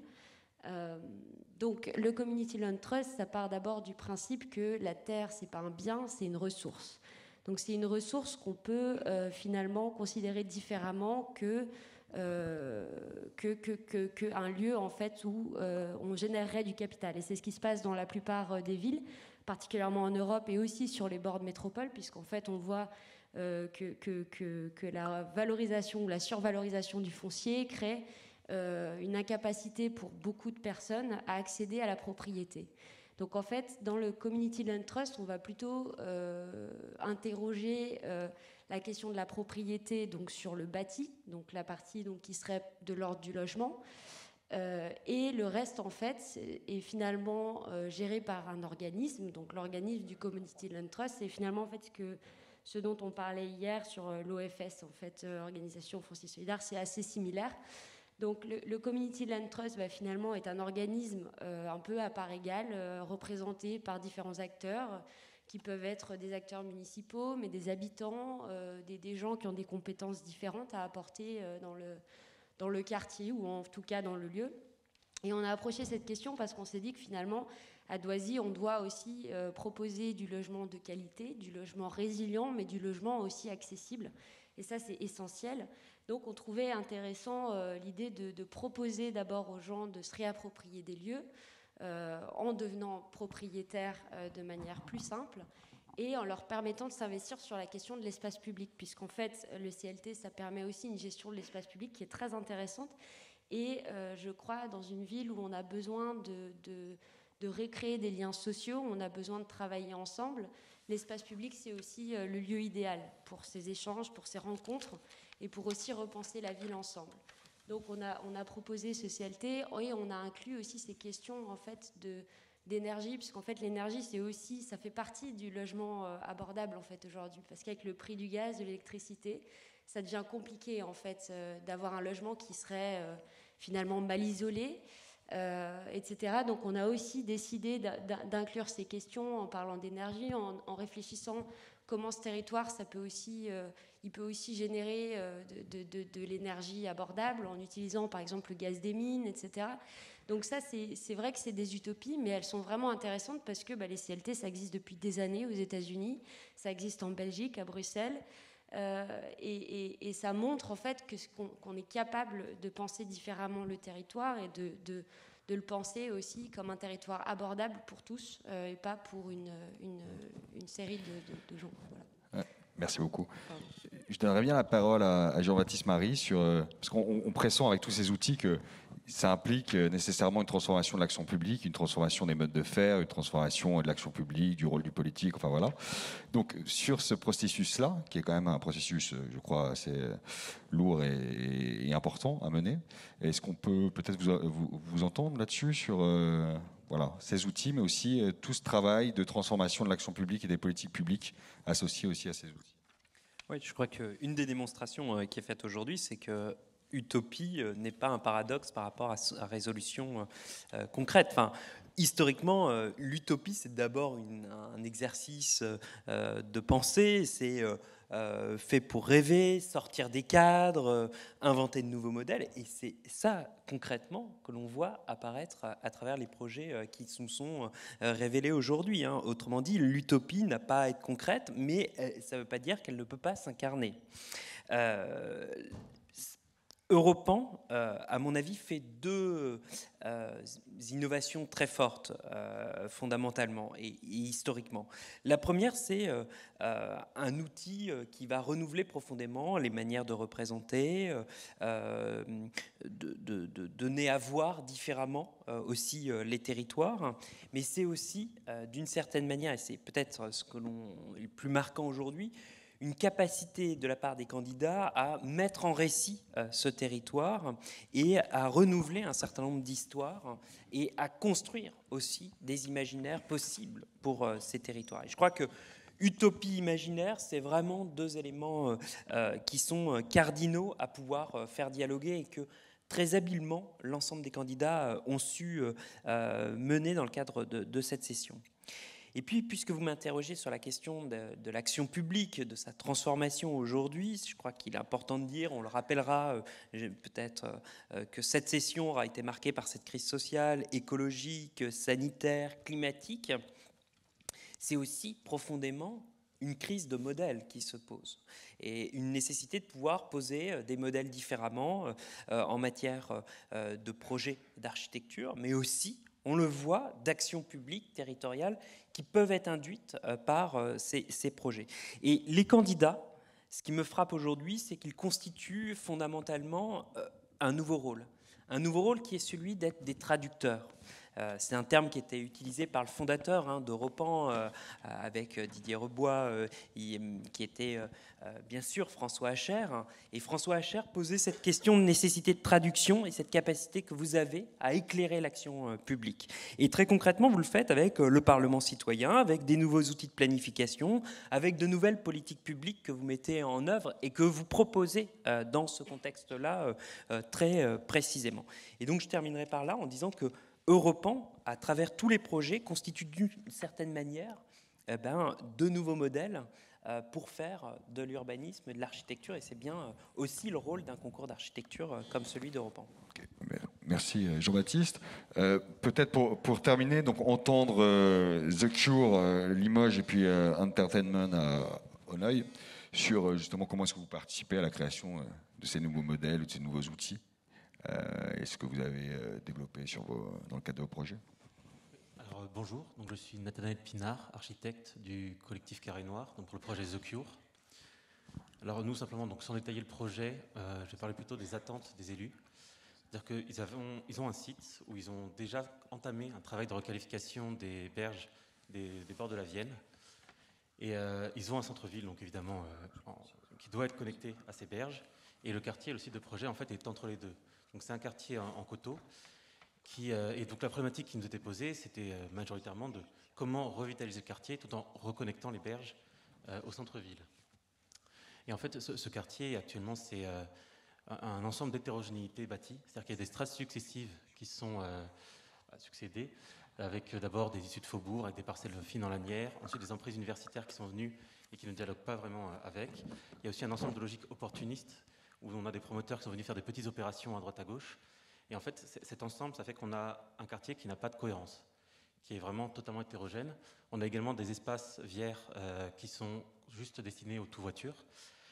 Et donc, une grande problématique qu'avait la ville, ils ont insisté dessus d'ailleurs même après qu'on les a rencontrés récemment, c'était le fait qu'ils ont d'ores et déjà de la prédation foncière avec des promoteurs immobiliers qui sont en train de poser des permis de construire en série sur différents sites stratégiques du quartier, notamment le secteur des friches qui donnent sur les bords de Vienne, tout simplement parce que ces travaux d'aménagement de bords de Vienne vont faire augmenter la valeur du terrain et constituent donc pour eux une opportunité économique.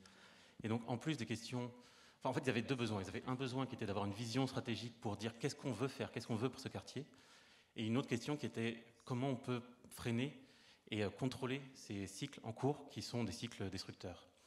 Et donc nous, en réponse à ça, on a eu deux volets de réponse. Le premier, c'était de donner une vision territoriale, de dire donc ils ont déjà en cours en fait une vision de leur territoire où ils auraient une ville-centre, donc le centre-ville historique, une ville-route où ils ont une technopole, la technopole Esther, avec un ensemble d'entreprises, et une ville-campagne, sachant que de nombreux habitants en fait, de la ville-centre se sont déjà sortis pour aller en ville-campagne, donc un retour voilà, au monde rural. Et donc la problématique que nous, on avait abordée là, c'était de se dire comment est-ce qu'on peut identifier ce site à l'échelle territoriale. Et en fait, on se rend compte que la ville-route est connectée par la nationale, la campagne par la ville en elle-même, et que ces deux éléments sont situés donc en abord du site. Et donc on a vu le site comme une synapse à même de réactiver tout ce schéma métropolitain.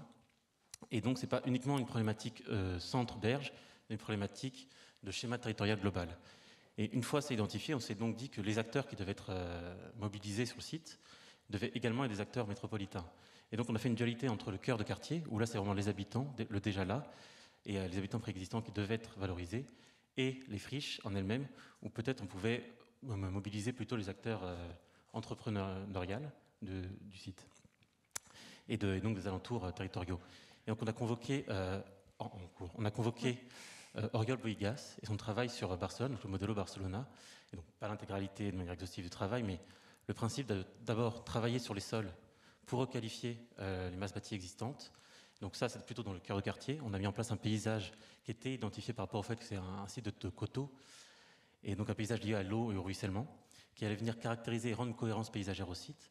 Mais en faisant ça, surtout, ce qu'on a fait, c'est qu'on a essayé de revaloriser la valeur simplement des biens bâtis, qui sont actuellement en désuétude, parce que le quartier était identifié comme étant un quartier de relégation, et donc les habitants existants, les propriétaires fonciers, n'entretiennent pas le bâti.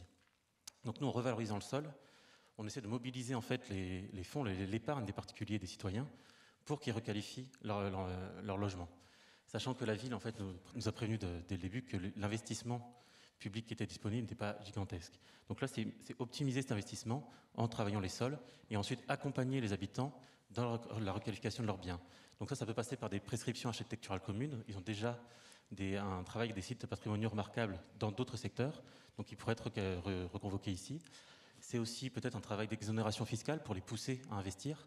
Donc on est vraiment allé sur la question économique brute. Et pour la question de la prédation foncière, déjà le fait d'augmenter la valeur des biens existants et de réinvestir les habitants sur le lieu, ça y participe. Et donc ça, c'est pour la partie cœur de ville. Et pour la partie friche, donc c'était essayer de générer des ensembles de partenariats et de définitions communes en fait, de prescriptions programmatiques. C'est-à-dire qu'on n'est pas venu forcément, bon là, pour l'hypothèse, on a mis en place des programmes, mais en réalité, c'est une vraie concertation à l'échelle du territoire. On va convoquer des acteurs importants comme la Technopole Esther ou autres pour venir ici. On est obligé de vous couper. Ouais, je suis confus. désolée. Il est 1h, il va falloir manger. Mais on va rester sur la question foncière avec Entertainment, où je pense que c'est l'une des outils que vous avez apportés, donc cette association foncière urbaine, si vous pouvez nous en dire un peu plus. Oui, donc Clément Benoît, projet Entertainment. Donc effectivement, il y avait une question sur le site de Neuil, c'était construire beaucoup de logements à court et moyen terme. Et cette question de construire beaucoup de logements, c'était la question aussi de mobiliser du foncier sans s'étaler. Donc quel outil on avait à disposition, on pouvait mettre en place pour pouvoir justement mobiliser ce foncier sans s'étaler. Donc nous, on a répondu avec l'association foncière urbaine. Qu'est-ce qu'une association foncière urbaine? C'est un regroupement de plusieurs propriétaires fonciers dont le but est de constituer un projet immobilier d'ensemble. Donc comment ça fonctionne? C'est très simple, c'est une copro toute simple avec une assemblée, un président où chacun participe à hauteur de sa superficie foncière. Mais alors quel intérêt finalement de mettre en place ces associations foncières à la fois pour les collectivités mais également pour les habitants? Au niveau de la ville, ça évite des dispositifs qui sont assez lourds, comme la mise en place de ZAC ou des expropriations ou l'acquisition de terrain, qui sont des processus qui prennent du temps et qui coûtent énormément d'argent. Et à l'inverse, on peut proposer un projet global dans un cadre défini, densifier la ville sans s'étaler et donc travailler avec l'existant, un existant parcellaire mais également bâti, et travailler tout ça en collaboration avec les habitants qui sont et restent à la fois propriétaires, investisseurs et concepteurs. Et donc le dernier intérêt, c'est pour les propriétaires. Donc cet intérêt, il est d'avant tout fiscal, puisque les terrains vendus dans le cadre d'une association foncière urbaine, ils ne sont pas soumis à la taxe sur les plus-values immobilières, c'est un intérêt. Le deuxième point, c'est que ça permet de valoriser leurs biens, des biens qui sont parfois enclavés et inutilisables. C'est une valorisation qui peut être évidemment pécuniaire, mais également aussi au niveau du cadre de vie, au niveau du cadre aménagé et bâti. Et le troisième point, le plus important, c'est participer à un projet d'ensemble, un projet commun d'aménagement avec la ville, et ainsi s'approprier plus facilement son cadre de vie. Merci. Nicolas Binet, peut-être pour conclure sur ces outils. On en parlait hier, à Marseille, c'est assez fondamental pour la suite d'Europan 12. Sur les outils, pour dire qu'il n'y a pas d'outils magiques, pour dire que c'est extrêmement positif de voir vos têtes chercheuses mettre en évidence ou remettre en évidence des affûts, des offices fonciers solidaires, des community land trust. Youpi, c'est extrêmement positif. Mais l'outillage, je pense que c'est beaucoup l'émergence de dynamiques de projet, que c'est beaucoup les équipes interdisciplinaires que vous allez ou que vous avez constituées pour agir, que les sujets qui sont abordés, qu'on a balayés ce matin, sont extrêmement compliqués et nécessitent bien ce mariage des compétences. Et c'est ça que vous allez apporter aux maîtres d'ouvrage qui, au fil du temps, ont vu leurs compétences se segmenter à l'infini au gré de la technicité accrue de chacun. Donc la dynamique des projets, ça va bien être de mettre en mouvement, de déboucher sur l'action, avec des propositions. Beaucoup d'entrevues sont bien dans cette démarche de processus où il y a de la gestion attentive, demain matin, où il y a des projets transitoires, juste le lendemain de demain, et il y a des visions et des projets à plus long terme. Et c'est bien en étant sur ces trois supports, gestion, court terme et plus long terme, qu'on verra se compléter ou vous puiserez dans la boîte à outils le qu'est-ce qu'il faut. Mais le qu'est-ce qu'il faut peut-être après et non pas en introduction sur vos dynamiques de projet. Merci beaucoup Nicolas, merci beaucoup aux équipes, surtout pour avoir fait ce travail de synthèse. Je sais que c'est extrêmement difficile, mais on est aussi obligé, enfin on a un temps assez contraint, mais en tout cas merci beaucoup parce que c'est extrêmement clair aussi. Et on va juste laisser les paroles du coup à Didier Rebois, qui a été donc le grand témoin de toute cette première table ronde autour des nouvelles utopies. On va laisser Didier tout seul.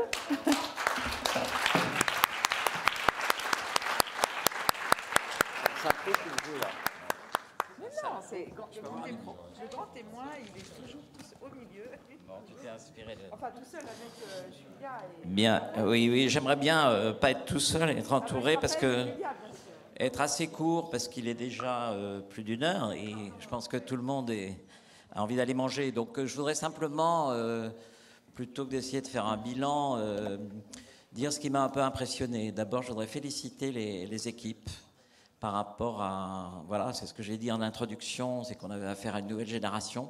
Je pense qu'on l'a vu, qu'il y a eu un déplacement complètement du regard et de la manière de penser le projet, et qu'on en a eu un exemple extrêmement brillant. Je voudrais vous féliciter vraiment parce que pas seulement à travers les projets, mais à travers la manière dont vous l'exprimez, ce qui est important, puisque vous allez discuter beaucoup avec les acteurs, et je pense que vous avez fait tous une démonstration ce matin de votre capacité à transmettre et à communiquer, ce qui est un rôle important, surtout quand on porte des idées nouvelles et ambitieuses.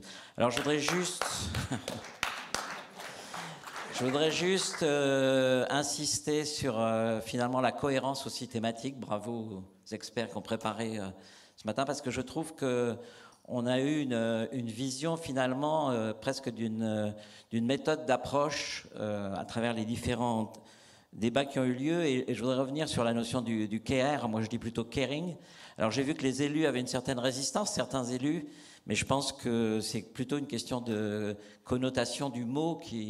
Quelqu'un a dit, un élu a dit le soin, c'est déjà trop tard. Je pense pas du tout le prendre soin au sens où il a essayé même d'être, où il est repris. On l'a vu, les termes sont repris par les lauréats ou les primés, et je pense que c'est important parce que c'est toute une méthode, c'est toute une démarche, c'est toute une attitude, c'est à la fois une philosophie, bien sûr, mais c'est pas du tout arriver trop tard, ou c'est au contraire s'immerger dans les situations. Je pense que ça a été dit très clairement, et je pense que en gros, moi, ce que je retiens, c'est la méthode qui est en filigrane, une méthode qui se décline à travers des diversités d'équipes. Mais ce qui est frappant, c'est la question du diagnostic, c'est-à-dire que finalement, de révéler un site et l'intelligence que vous mettez tous à analyser, à avoir un regard. On a parlé de regard inversé, on a parlé de regard de rapport au vivant, etc. La manière dont le site est pris en compte, c'est une espèce de découverte. Quand je dis diagnostic, c'est un diagnostic actif. C'est pas du tout juste de se contenter de l'existant, même si on part d'un existant, mais d'en découvrir les richesses, les atouts, mais aussi évidemment les faiblesses.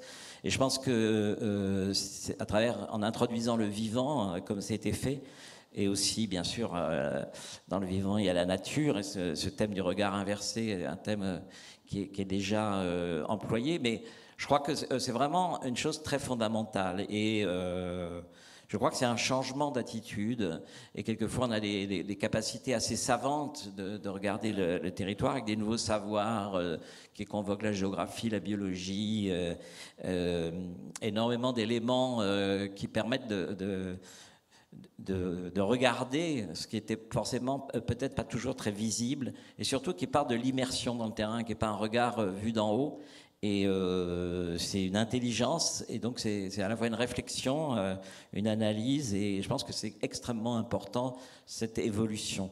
Et après, pour passer à une phase encore plus active, qui va être plus que transformation, je veux dire évolution des sites, je pense que le thème déjà dans l'observation, l'analyse, votre approche avec les biorégions, c'était très bien. Au départ, j'étais un peu effrayé parce que biorégion, c'est un concept en débat, et c'est extrêmement intéressant de dire que déplacer les limites administratives ou politiques pour chercher d'autres limites. Alors là aussi, un élu a dit, mais c'est pas la peine de déplacer les limites.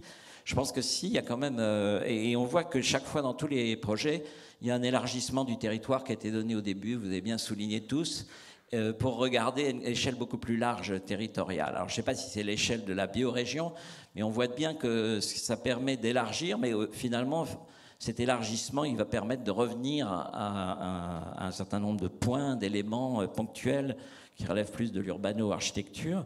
Et c'est à ce moment-là, là encore, j'aurais répété quelque chose qui s'est dit, mais qui m'a paru important dans la méthode, c'est que on commence à faire bouger les choses, à les faire évoluer. Il y a quelqu'un qui a dit déplacer les usages, réfléchir à une mutualisation. Vous êtes des inventeurs de programmes nouveaux, mais qui sont en résonance avec vos objectifs écologiques, environnementaux, avec le déjà là, qui permet de déterminer cette évolution. Et c'est ça qui, je pense, change.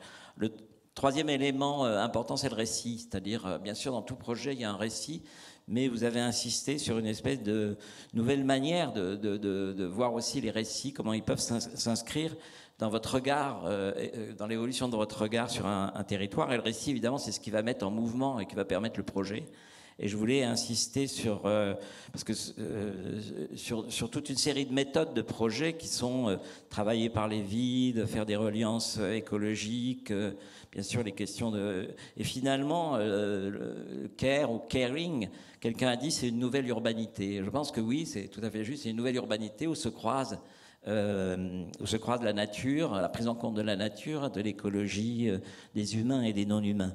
Voilà, et pour terminer, bien sûr, le dernier débat était très bien aussi. Vraiment, j'étais absolument enchanté parce que c'était les outils, enfin, mot outil un petit peu réducteur, mais quand même, on a vu qu'il fallait avoir une imagination, proposer des nouvelles manières de faire. Et le caring, c'est faire. Hein, le ING, c'est actif. Donc pour moi, ce débat était très très enrichissant et surtout m'a permis de découvrir comment les nouvelles jeunes équipes qui sont primées cette session sont complètement engagées là-dedans. Il y avait une cohérence entre les équipes et je vous souhaite que tous ces projets évoluent avec les ambitions que vous avez mis dedans. Et merci à tous.